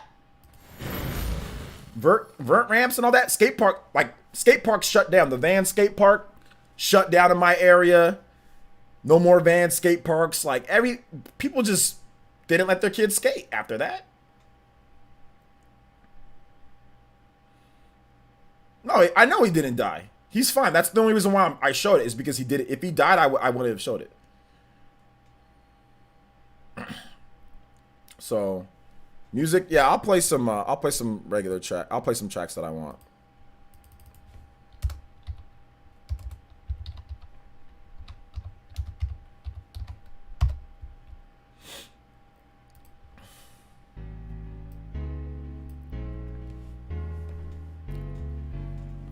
Let's see. Even turning his head, he probably clapped the ground. Yeah, he had his helmet helped him out though. I remember my old grade 6 teacher talking about how he was skateboarding. He had to grind on a rail and split his chin open. Had to get a bunch of stitches. Yeah, not very fun. Not very fun. Yo, what's up, Glue for Press? Skating may grow when Tony Hawk remakes release. Nah. Nah. I mean, it could, but kids, another thing about it is that kids these days are somewhat smarter with their bodies too. You know, like kids these days, back when I was growing up, there wasn't YouTuber. You know what I'm saying? Like now kids, they have all sorts of avenues. You know, back then, like one of the avenues was becoming a professional skater, but a professional skater isn't as coveted as it used to be. It used to be more lucrative, right?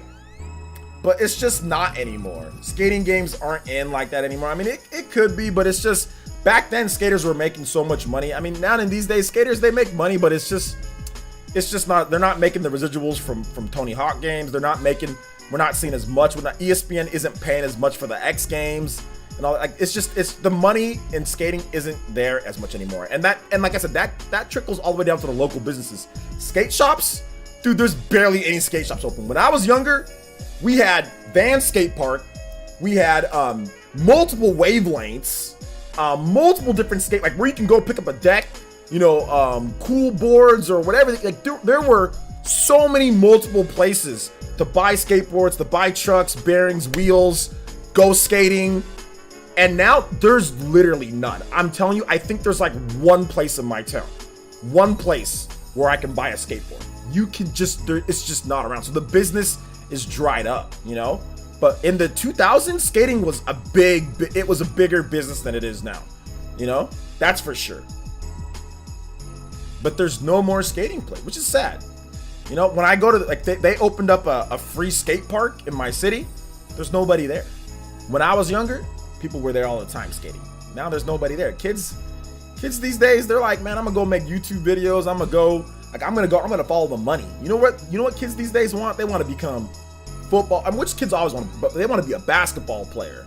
That's what they want to be, soccer player. They want to be Fortnite. Parents are legit paying the best Fortnite pros money to train their kids in video games. They want to be League of Legends. Like in China and stuff like that, they're training their kids to be League of Legends and Fortnite and you know, esports stars. Now, that's more lucrative than becoming a skater. You know? Which, if I have to pick, am I gonna pay money for my kid to be a skater? Or am I gonna pay him to be good at Fortnite or to be good at a video game and be a professional gamer? I'll choose the gamer/content creator route and teach him how to create content, teach him how to play games, teach him how to do camera work and presentation. I'll teach him that over teaching him how to skate. Which one would you guys pick in today's day? Everyone's gonna pick content creator and all that, right? I mean, you're safer. It's obviously more lucrative, potentially more lucrative. Obviously, it's hard, but it's something that I rather, if you're gonna pay for lessons or gonna pay for stuff, right? It'd be more into that realm than anything. No pets, nah. On top of that, skating lacks a true figure to carry the brand since Shaun White retired. With less of these common sports like swimming and skating, you need a major figure to carry. Yeah, Shaun White didn't even really carry it like Tony Hawk did, you know? Like Shaun White was great, and he definitely, but the problem with Shaun White is that he did snowboarding too. Another problem with Shaun White is that we all knew Shaun White couldn't carry it like Tony Hawk, because Shaun White couldn't do what Tony Hawk did and like that epic moment when he got his chances. Shaun White was trying to do like the 1080 whatever it was, and he failed so many times and never landed it in that hallmark moment. He messed up so many times on that.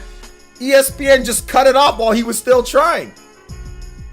You know, whereas Tony Hawk hit that 900 first time ever, rising. Like it was just not the same. And I tried to get him to the Shaun White board. I was there for the Shaun White era, but he just couldn't live up to it. Which is no knock on Shaun White. Shaun White's awesome. Obviously, he's great. He's rich. He's good. Stock options. My man's set.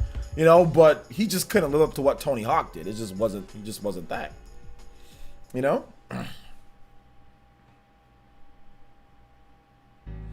Well, Shaun had his deals. He's good. Shaun made plenty of money. He's got his brand deals.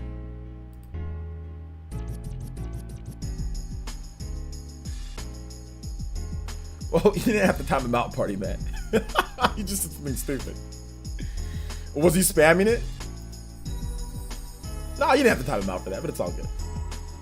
What about BMX? Were you into that? Was I into that? Yeah, I was into BMX, but I was never good. But yeah, I played like oh, Moose has been harassing Party Man. Oh, he was? Okay, my bad. I didn't know he was harassing him. Oh, it's all good. Yeah, I played Dave Mirra, and I played like Matt Hoffman. You know, like I played those games, but I never really got into them like BMX. Like I used to ride bicycles, but I suck, dude. Like I tried to do. Okay, he's been harassing you. All right, hey, disallowed Moose, stop harassing Party Man, please. No. We're gonna give him on. Like I didn't know that was going on. I didn't know that. Okay, hey, disallowed Moose. Listen, bruh. Hey, you're gonna get banned. We're gonna give you one more warning. Stop harassing Party Man, please. Party Man's an elite ninja here. Stop harassing him, or we're gonna ban you, bruh. All right, we'll give him one more shot. All right, guys. Hey, don't harass anybody here, disallowed Moose. We're gonna give him one more shot, guys, and then that'll be that. One more chance. That's it. Jackass. Hey, there you go, VC. Nice. Hey, nice Sharingan, my boy. Nice Sharingan, man. I like it.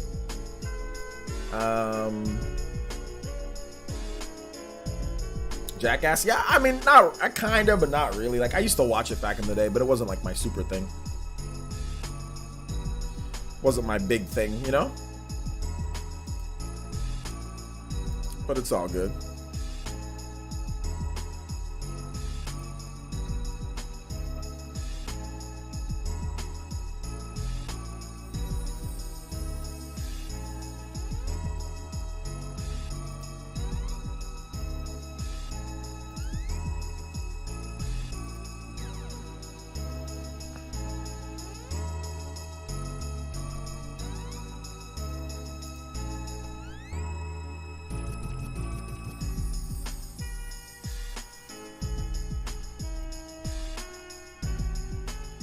MTV related carried skating through the 2000s with Rob Diedrich, LOL. Bam Margera.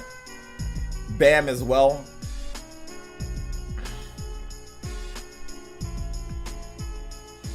Did we lose 3 ninjas? We've been under the 320 range. We should see if we need to get back to 320, but it's tough without what's it called? Without gifting, it's just tough. People on YouTube aren't as much in terms of Elite Ninja stuff, so maybe at some point they'll do gifting so that they'll be more aware of it and stuff. But yeah, we lost 3, but hopefully we'll get some new ones back. It's all good though. Yeah, my back stretchy back.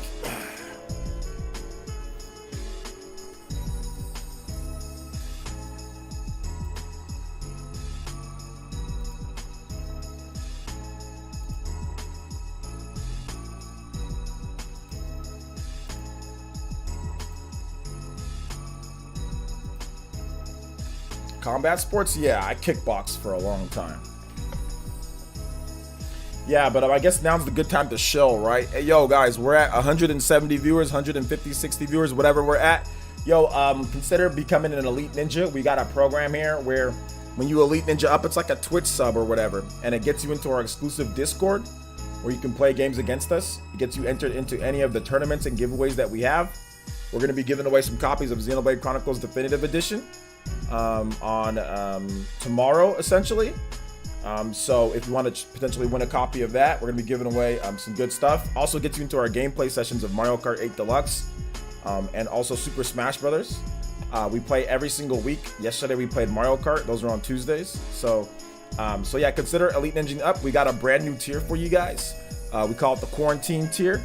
Actually, I just called it that right now. Where it's $1.99 and it gets you all of our emotes and everything like that too. We are going to be adding a bunch of new emotes. We got some cool new emotes being added in. My emote dude is working on it as well. Plus, we're looking into discounts, like discount codes on merchandise, since we're going to go with Teespring. So there could potentially be discount codes on merchandise for Elite Ninja as well, depending on tier and stuff. So look out for that.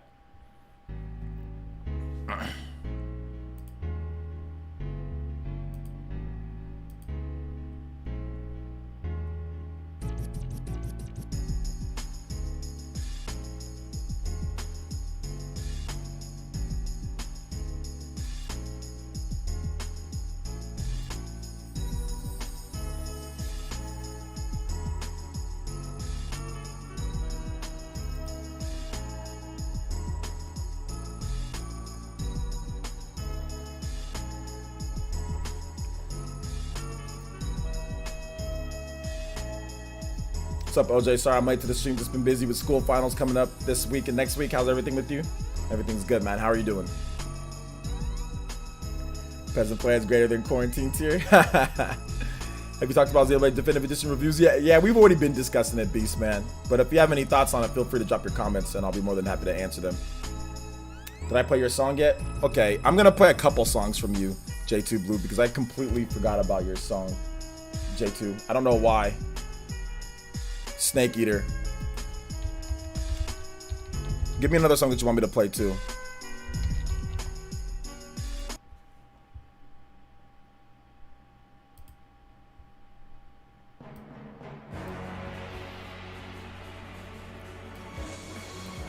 Don't donate again though, J2. Just give me another song in the chat.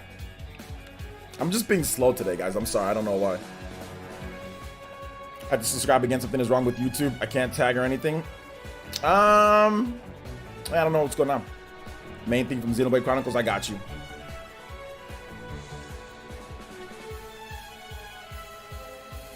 Scotty Fresh says, I really appreciate what you've built with PlayerEssence community, my guy. Thank you so much, Scotty Fresh. Yeah, I think you reached out to me on Twitter too. Hey man, good to see you here. My Switch Lite just came in. Any games you enjoy playing more on your more than your OG Switch? A game like Dragon Quest is pretty good playing on the Switch Lite. Turn-based RPGs, Octopath Traveler, stuff like that.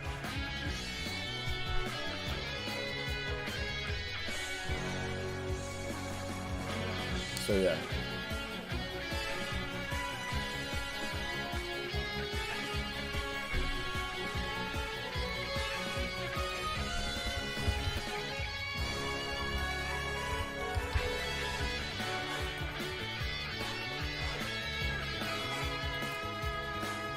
Boop, boop, boop, boop, boom.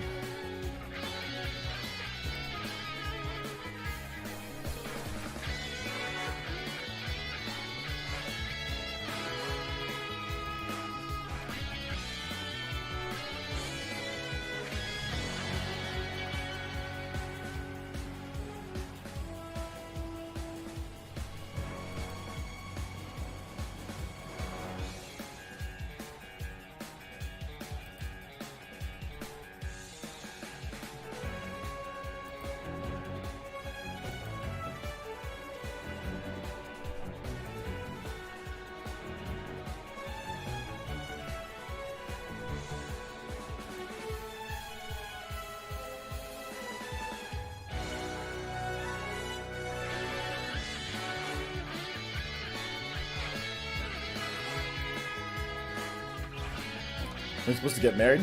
I got married last year. Technically.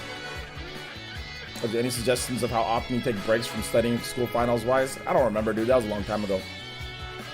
What exercise do you do that you hate but you stay fit? Mine's burpees. Exercise that I hate but stay fit? I don't really do anything that I hate.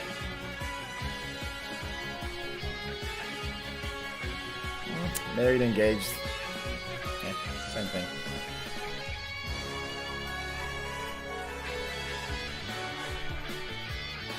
Don't you think Xenoblade Definitive Edition 1's quite low? What, in handheld mode? I think it'll be fine once you get it in your hands. But they did the best that they could. I'm not worried about numbers when I play. When I have it in my hands, then I'll tell you if it doesn't look good or not. But from everyone who's playing, I think it runs fine. But if you're gonna let a number decide what you think about it, that's fine. Then say, yeah, it runs low, it looks bad. But I'll wait till I get it, and then I can make my own decision.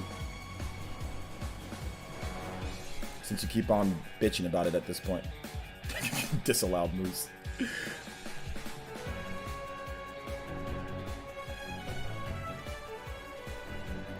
I never played the original, so I'm super excited.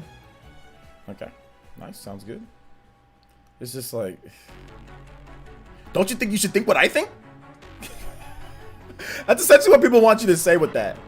Don't you think you should think what I think? Because I think this is bad, so I think that you should think what I think. No, how about I get the game and I'll let you know how I feel.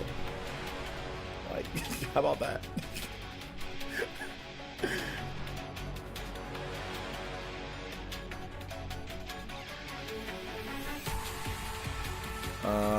Alright. Wait, hold up. What did Dawson want? Or J2 Blue? Main thing from Xenoblade. Okay. Main thing from Xenoblade.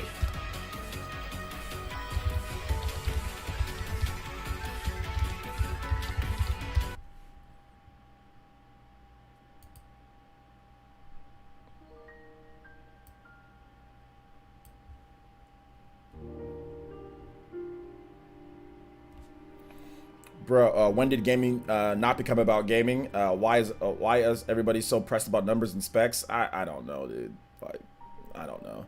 I've got so many games that are 4K, 4K this, 4K that on my Xbox One X, and I turn them off after 2 seconds. Like, I don't care about numbers that they just make up. Just as long as, like, if I see it and it looks good enough, then it looks good enough.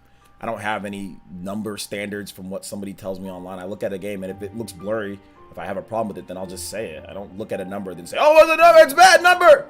I don't do all that trash, dude. Like, I don't do that. Like, when I get the game and if it doesn't look good in handheld, I'm like, yeah, it's kind of blurry. Like, I said the same thing about Xenoblade too.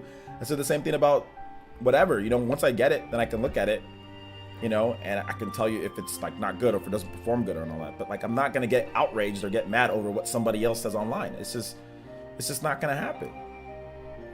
Like, I'm just not gonna do that. If somebody has some standards or they draw certain lines, like, I'm getting tired of people coming to me to be angry at what they're angry at. Go suck a nipple somewhere else, man. Nobody cares. I'm not gonna get outraged over what you want to get outraged at, and that's what people get mad at me for, and then call me names. They call me fanboy stuff because I don't get outraged what they get outraged about. No. If you want to be angry about it, be angry about it. But if you're gonna come to me and tell me, don't you think it's this? You should be. No, I don't gotta be nothing. I'm getting tired of people trying to tell me what I should feel, what I should think. No, everybody can think for themselves. Like I said, you want to draw your line, you want to be angry, you want to be upset, you want to be outraged, you want to say there's standards. Then feel free, make your videos, do whatever you need to do. But don't Don't come to me and impart your rage on me and tell me to be like you are before I even have the game. That's drone mentality. That's how drones are born. One person says one thing, then they have to think that thing no matter what, and they don't have free will. I will check it out when I want to check it out, but I've never been a numbers person, and this isn't just Nintendo. When it comes to Microsoft and Sony or other people too, I've never been like that. I've never said, oh, look at the resolution of PS Vita games or 3DS games. Oh, look at the resolution of I've never, or look at the resolution of this game. It's running at this. Even back when games weren't even in HD, when they said like on PS3 and 360, they ran sub HD. I didn't care back then, and we had Digital Foundry was coming up at that point too. Like, I've never been one to care about numbers being attacked. I want to see the game and see how it looks, and then I can make a decision. I'm not running it based off of numbers. OJ, since the gyms and barbershops are going to open soon, would it be worth going there or just stay home and not risk it? It depends, bro. It depends on how you feel. Wear a mask, though, if you go. What's up, Fire Blast? For real, though, I appreciate the stream. Very fun, and you talk to me a lot. That rocks. Hey, it's all good, man. That's what we do here. This is making it so dramatic. Netcase Snake. Only as long as the game doesn't look like a slideshow and I can read the stuff on screen, and I'm good. Exactly, that's what I'm saying. Like, obviously it'd be great if it was better, whatever the case is, but I need to get it in my hands first. Like, I need to actually play it based on what people who've played it. They just say, yeah, obviously if they could do better, it'd be great if they did better, but that's not gonna make me bash and be angry and be upset and be like, and go, you guys want to go pitchfork out Monolith Soft? Hey, Monolith Soft, you guys suck. Monolith Soft, you're trash. You guys didn't do a good job on this game. Is that what people want me to do? Y'all want me to do that to Monolith? Is that what y'all want? Y'all want me to do that to Monolith Soft? Like, as if they didn't try hard? As if there's some type of studio like EA or something like that that's big and has plenty of resources? I mean, I know Nintendo's doing that, but obviously their games don't sell like crazy.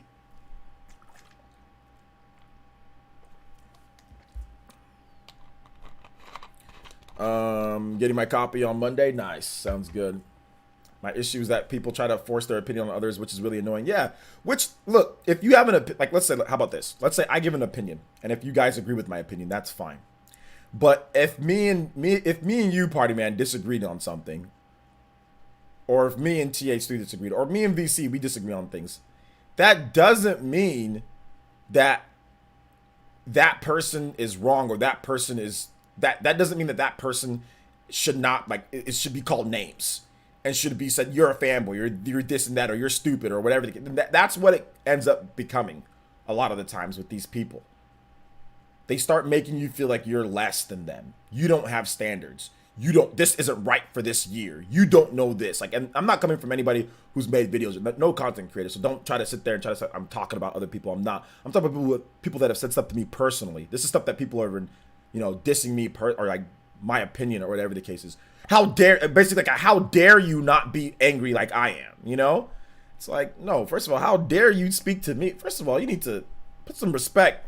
I've been playing games a long time, Put some respect, first of all. And second of all, let me see the game first. Let me let you know.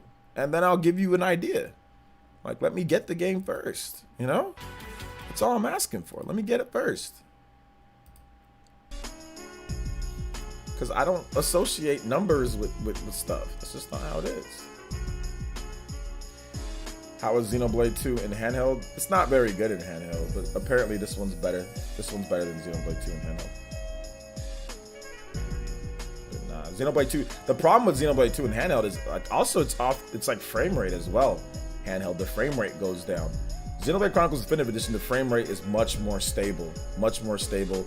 It doesn't dip as much below. Whereas in Xenoblade 2, it dips more. But they're using the new Torrent engine. Check out the Spawncast. People disagree all the time on there, but they're still great friends. No judgment. You can express your opinion. You can make what you believe in yours is the right one. Exactly. Exactly.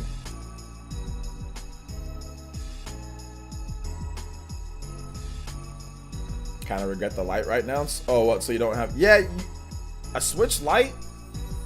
You should only get a Switch Lite if it's like a secondary Switch, or if you're trying to, it's a secondary Switch, or if you're trying to like move, like travel. Switch Lite shouldn't be your main thing if you can play games that are on a TV at home. Unless you just don't care. Unless like you're like a PS4 or Xbox One gamer, or you're like a PC gamer, a Switch Lite might be good because then you can just say, okay, let me just grab this Switch Portable whenever I'm doing something. But like, if you like Nintendo games and you play Nintendo games a lot, Switch Lite shouldn't be like your main thing, you know? It should be something that just be like on the side. Like, you know, like a side, I'm not gonna say it. It should just be on the side, it shouldn't be the main thing though. That Joe Rogan check for this Spawncast, maybe in the next 6 or 7 years. Switch Lites don't really have Joy-Con drift, but apparently they can happen though. But they don't really have it because like Switch Lite technically doesn't have Joy-Cons. But I mean, I don't really see too many people complaining about Joy-Con drift in Switch Lite. But even if there is Joy-Con drift, you can always send it back in. They fix it no matter what, so it doesn't matter if they do. Send it in, they'll fix it, and it's fast too. By the way, I sent in my Joy-Con, I got it back a day later. I sent it in, took 1 day, the next day it was there. So it's not like it takes forever. It's super fast shipping.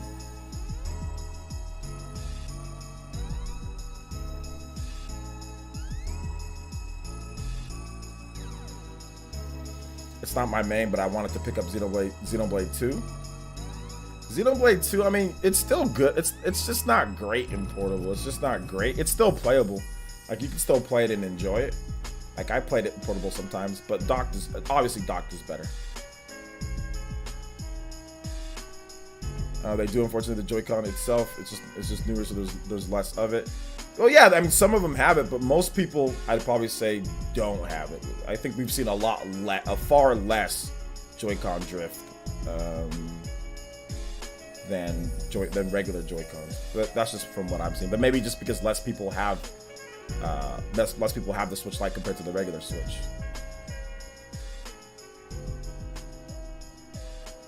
All right, take it easy, Mr. Marvel.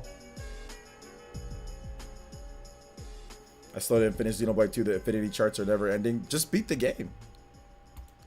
Don't worry about the charts. Just beat the game.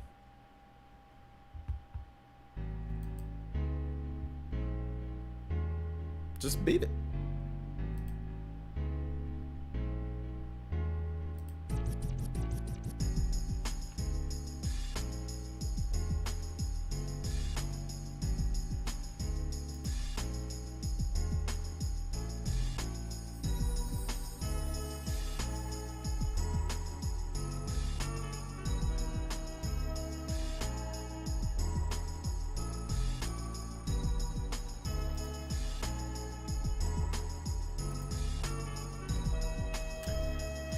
Plus, like you said, many people are using it as a secondary. Yeah. OJ, why doesn't Nintendo give people their money back when they purchase online game when Xbox and PS4 does that? Because Nintendo doesn't feel like it. It's more simpler than you think. They don't feel like it. I think you mean pre-ordering, right? When you pre-order, like canceling a pre-order, they just don't feel like it.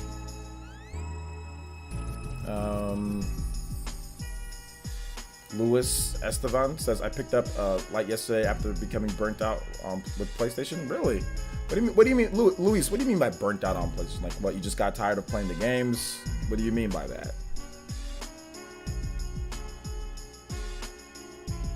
I had a realization with Final Fantasy VII recently after falling way behind with all the extra side quests. Finally, just went ahead and beat it and went back later on and did the extras. I mean, the funny thing is that there's not even that many side quests. There's not even that many extra side quests in Final Fantasy. Like, you could do everything on one playthrough. I think I put 40, 50 hours.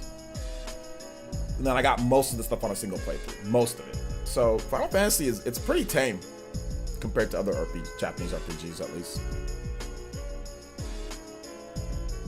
Pretty much went through everything I wanted to play. Okay, well, it is at the end of the generation though, Luis.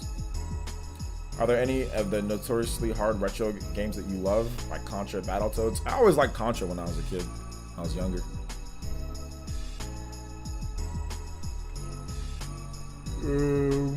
Yeah, it's only a few sections that have it. Just chapter 14 seems pretty present.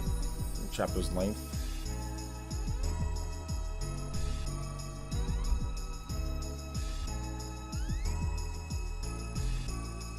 Yeah, you gotta beat that game though. You gotta beat it. just because there's no point. You're never gonna get past it.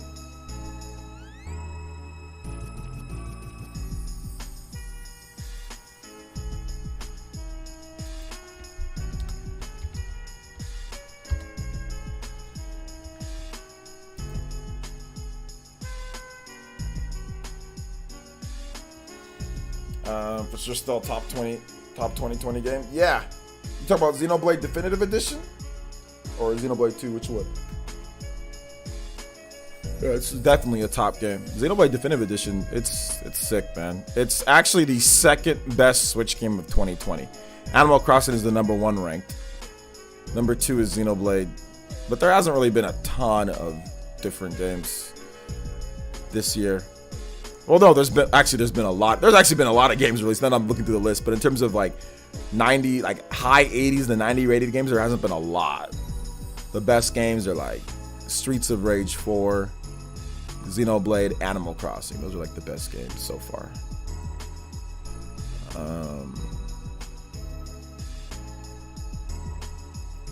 Although Tokyo Mirage Sessions is definitely better than an 81. It literally got the same scores it did last time. And it's much better. Tokyo Mirage Sessions is more like a 9 out of 10. 9 out of 10 to me. I think I gave it an 8 out of 10. And that's because of like the gamepad stuff that kind of messed things up. They fixed that in the Switch version, so the Switch version is like a 9 out of 10 to me. So it's like a 90. It should be like a 90 rating. It's great. Tokyo Mirage Sessions is great. They fixed so much of the stuff though. The only problem was the censorship. That's the only other problem was the censorship, which they didn't fix. If they fixed the censorship, which gives extra context or detail to what's going on in the scenes, then it would have been maybe like a 9.5. But the game is fantastic.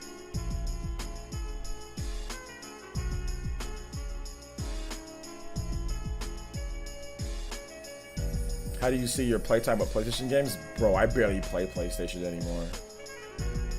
I used to play a lot more like when Uncharted first came out, like Uncharted 4, or even like in the 7th gen. I played PS3 a lot more because I played Mass Effect 2 and Mass Effect 3 on my PS3. I played on the 360 too, but I played Mass Effect 2 came with all the extra DLC content and all that. So I bought that, played it. I played Mass Effect 3 on my PS3. Like I played, what else did I play on my PS3? Like I played Uncharted 2 a lot on my PS3. I played Borderlands, the original Borderlands. I played that a lot on my PS3. What else did I play? I played Metal Gear Solid 4. There was just games that I liked way more. The PS4 era, the 8th gen, to me is the weakest gen. It's one of the weakest gens. It's one of the weakest gens ever. 8th gen, I think objectively, 8th gen might be one of the worst gens since like the original like NES and all that. Like, 8th gen is, I don't think 8th gen is great. I really don't think 8th gen is great. So yeah. I've played Neo. I've played it. I've played the demo. I'm not into Souls games anymore. Clifford Vlogs with the subscription too. Thank you so much, Clifford Vlogs. Appreciate that. Back then, I was bullied for having an opinion on anything gaming related. You were? Why? It's not important censorship. But yeah, 8th gen is just, I don't know, man. There's just issues that I have with 8th gen. I think 6th, 7th gen, much better. I think 5th, 6th, and 7th gen, much better gaming. In my opinion, maybe not the 5th gen. It's debatable, but I think 6th gen for sure. 6th gen, that's the perfect sell gen in my opinion, because you had Xbox, GameCube, and PS3. Like Xbox brought in that online play, brought in that Halo 2, Jade Empire. You know what I'm saying? KOTOR. It's like, oh snap, these are all Xbox. Okay, let's go Xbox. Sony, they were bringing it with Jack. They were bringing it with Sly. They were bringing it with Ratchet and Clank. They were bringing it. They were bringing it. They had their games too, you know. So, and then Sony just had so many third-party exclusives as well.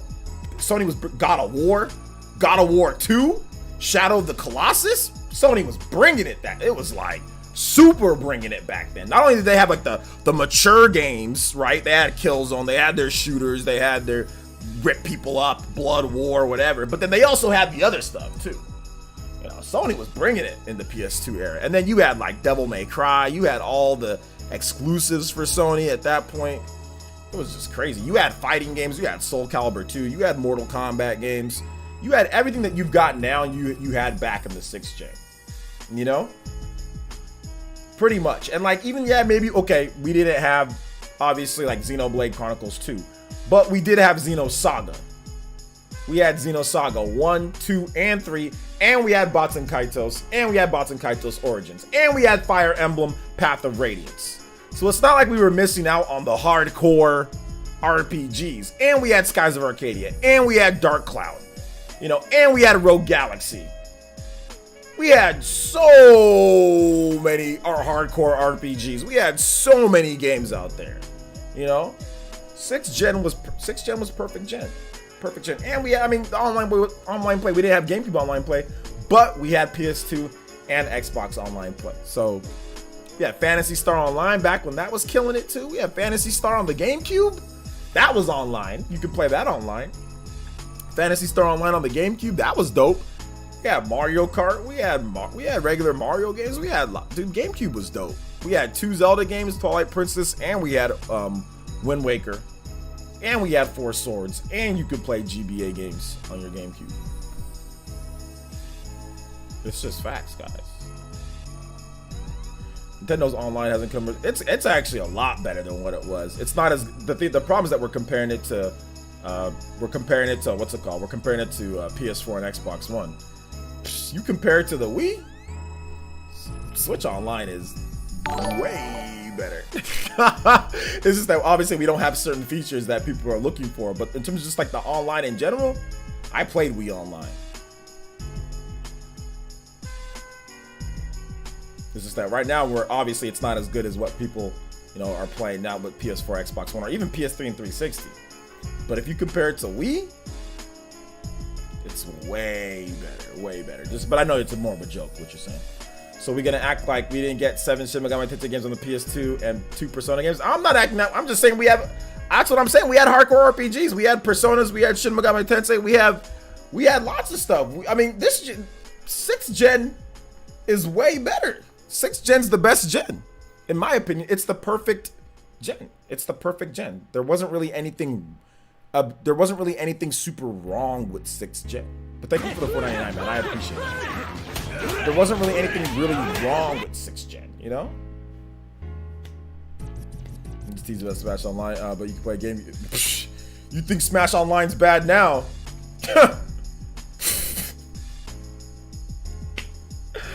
Oh man, you didn't play Brawl, dude. Brawl, you did not play Brawl.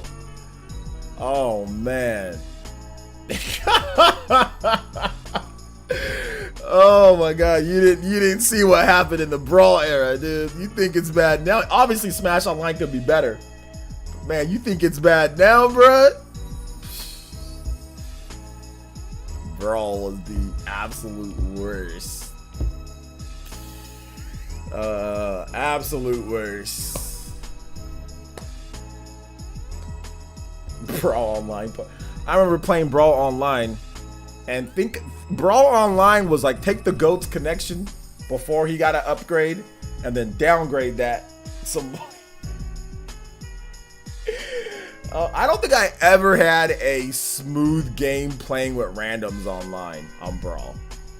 I don't think there was a single time. Now, if you played against your friends like All Is Brawl or you had that, then it's all good. Oh, and shout outs to Mario and Luigi. Hey, thanks for the thanks for the follow, man. I appreciate that. Or thanks for the message. And thanks for I think you hosted. Thank you for the host too. Thank you. I appreciate that. Welcome back.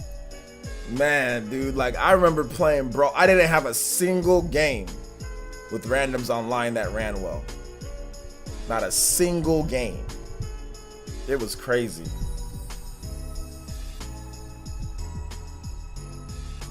It was crazy.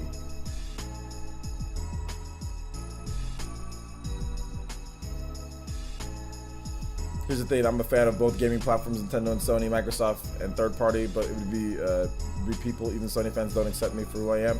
Why are you worrying about people not accepting you for who you are? You have the Elite Ninja Village here. Who gives a damn about what other people are thinking? That's the whole reason why I created this village, bro. Who cares about the past? Who cares? That's not important. I had people calling me the N-word all day, telling me, making fun of me, saying all sorts of stuff to me. I don't ever really bring that up at all. I had people that didn't accept me for I had girlfriends that didn't accept me for who I am, people that made fun of me, clowning me for being a loser, whatever the case is. Everybody has that. Adversity builds character. That's good. You wouldn't turn into a good person if you didn't have adversity. Adversity. Yeah. So adversity. You wouldn't form, resilience. If everything's just given to you and everything's just easy and everybody just treats you right, you wouldn't know how to act, because that's not how the world is. So when you have people treating you that way, that's fine. It's like, how do you respond to that? How do you become a better person? So who gives a damn how people treated you in the past? That's the past. Just gotta worry about going forward. It's all about straight going forward. So look, I had all sorts of people doing weird stuff to me too. Sucks. But that's the past, man. Don't need to worry about it here. You got people that care about you now, man.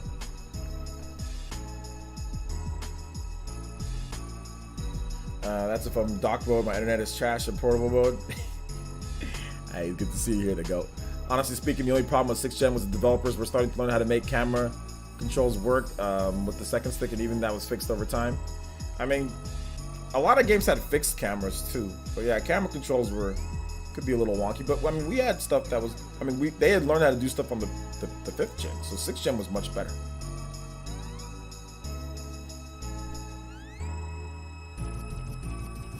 Thank you for saying that, OJ. I think a lot of people here need to hear that. Go Ninja Village. Yeah, I mean, who cares about what other, y'all need to stop going to Reddit. Stop going to all these whack communities. Stop going to all these comment sections of these weird places like Digital Foundry and stuff like that, where it's just going to be a bunch of weirdos that don't have any real community. You've got a real community here. You want to talk about video games? You want to play games? Become an Elite Ninja and stay here. Heck, you don't even got to be them. Just come here. You know what I'm saying? Like, you don't need all these weird. We don't need that anymore. You don't need N4G. Like when I was, getting older, we didn't have this. This wasn't invented. Streamlabs, Discord, Twitter. None of this stuff was even here back when I was trying to find a community. I had the re.net forums. You'd be lucky if you didn't get called the N-word, if you only got it called like once or twice in a game, had a pretty good day. I guess things don't change much now at this point though, right? But in terms of like in a community, so who cares about what happened in the past? It's forward. Some things never change. Yeah, some things never change, but that's what I'm saying, like the outside communities. Here in the village, that's never gonna happen. Never. I don't think that's never happened. Out of the years that I've been streaming, we've never had anybody call anybody, and not just, like I said, racial slurs against African Americans or whatever, but just racial slurs in general. We've never had that. We've had some infighting before, name calling and stuff in the Discord and stuff like that.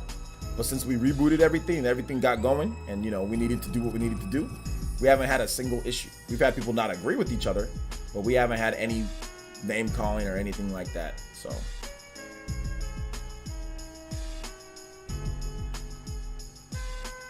the thing is, things got worse. Things got worse, and things were just as bad. We just have more access. The difference now, though, is that we're with Discord and with YouTube and with Streamlabs and with certain things that allow us to stream, we're able to create our own communities. We no longer have to pilfer off of somebody else's community. We no longer have to go to N4G and create a community within N4G. We no longer have to go to Resident Evil forums or GameFAQs boards. We don't have to go somewhere else to create our own community. We created our own message boards, right? Our own Discord created a platform for us to use. We don't have to be part of what Discord's doing. We have our own servers. We have our own messaging. We have our own voice chat. We have our own everything. We have our own Elite Ninja system. Everything that we need to be self-sufficient and for us to grow. We have YouTube that can supply new people whenever we have topics to come into the village. everything that we need, we have. We don't have to borrow from, we don't have to be dependent on something else that was already created.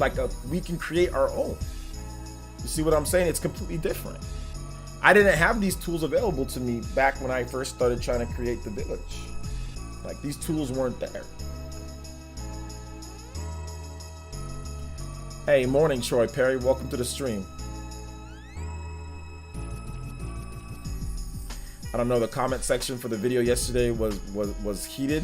I saw some of the comment sections for the video. People were getting see, there's a difference between being like super toxic and people getting pissed off about other people getting upset about certain things people say. You know what I'm saying? Like, I saw what happened yesterday, and like, people just getting in their feelings on all sides a little bit, you know. But I went through some of the comments. Y'all treating it too. It's like if you think that's bad, then you didn't see what happened back in the day. That's like nothing.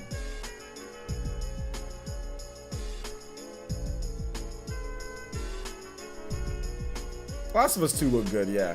It looked good.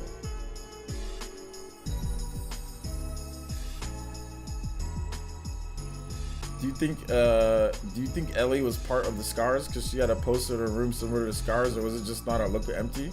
Or I don't know. Last of Us 2 looks good though. Sonic P, what's good, man? Welcome to the stream. How you doing today? Welcome. Trolls were more creative, were they?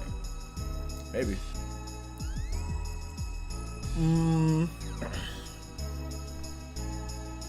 But I don't know. Anyway, guys, it's 4 o'clock. I am going to download Minecraft.